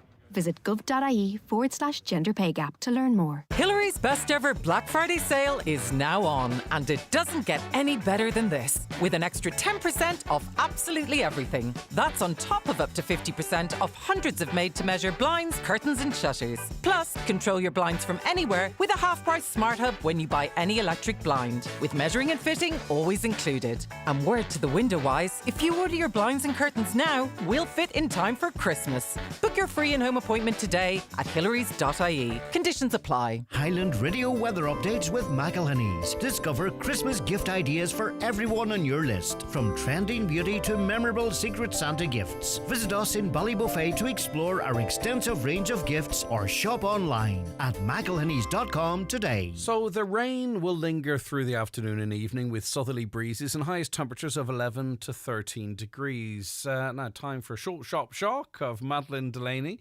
CEO of the Charities Regulator, because we've a few minutes, Madeleine, to let people know that it's not too late to register for an event in Donegal Town tonight. That's right, Greg. Good morning, everybody. We're hosting an event tonight as part of our Charities Trustee Week programme. It's in Donegal Town. There's still tickets available if you wish to attend in person, but you can also attend online. And all you need to do is go to our website at charitiesregulator.ie. Yeah, and there's updated guidance there as well. So whilst this might be, for new people going into this position, no harm for refreshers and just to make sure you're fully across all the guidance that's out there. Absolutely, yes. With about 76,000 charity trustees in Ireland, there's a lot of volunteers out there who are critical to the success of the charity sector and who deliver the activities, supports and services in all our communities. They're the volunteers. They might also be known as board members, directors or committee members, and they are responsible for the control and management of charities. So we're inviting all existing charity trustees to come along and anybody who's interested in becoming a charity trustee. Yeah, and because of the work that you do, there's a wealth of knowledge there in terms of what are the common questions that people might have. Now, there is a Q&A opportunity as well to dig into that or ask questions covered by the Director of Compliance, Thomas Mulholland. But it means that you can hit the ground running, can't you, Madeleine? This is, all relevant information. It is very much so. And in our recent survey, some of the hot topics that trustees are looking for more supports on are the areas of governance and also what their duties and responsibilities are. So we'll take this opportunity to set out for them in as simple terms as possible what those duties are and what we expect from them. We also want to explain to them, I suppose, that, regulation is about more than, chasing after people because they've done wrong. A lot of what we do is about setting setting standards of governance so that charity trustees know what they need to do to fulfill their duties, but also for their charity to be run effectively and to be successful into the future. Which is what And most also, trustees want, obviously, it isn't it? is what trustees want, exactly. And most of them are very successful at that. We find that charities work very hard to be compliant with their obligations while delivering, as I say, on their services and activities. But sometimes it does go wrong, Greg. That's what happens in life. And when it does, we will then intervene with them. But our engagement is purely to help them ascertain what has happened and then to put them back on the right track. So I suppose a big message I would have today is to tell charity trustees to engage with us. Don't be afraid to come and talk to us, to look at the materials on our website. Right. And if they have a query or a concern, to make contact with us directly. Right, it's a 1 hour commitment tonight. You can attend in person by getting along to the beautiful Abbey Hotel, just on the dime there in Donegal Town. You can go through the Charities Regulator website to get access via correct. Zoom. Yes. And as we mentioned, Thomas Mulholland, Director of Compliance, will be sharing his insights, and also questions and answer sessions by trustees from 2 Donegal charities. They're going to share their insights and experiences of being a trustee. I think we did it, Madeleine. I think we've plugged the living daylights out of that in a couple of minutes. Well done, Greg. Thank you. Are we happy? Yes. Look after just yourself. a big thank Go you ahead, to all Jan. the charity trustees out there. And for anybody else who's thinking about it, please come along. All right. Look after yourself, Madeleine. Great to see you again. That's Madeleine Delaney there, CEO of the Charities Regulator. And that's where we have to leave it on the programme for today. Is it? Do I have a time for a comment? I'm not sure I do. But what I have time for to tell you is that we were inundated with comments today, which is great. You know, the more comments we get, the more we understand exactly what's important to you. So we really do appreciate it. And any comments that we didn't get to will carry over into the next live show. If you're listening to the podcast or the overnight, don't be afraid to send us an email, comments@highlandradio.com, or WhatsApp 086 60 25,000. We'll pick that up and carry it into the next live show. But that's where we leave it for today.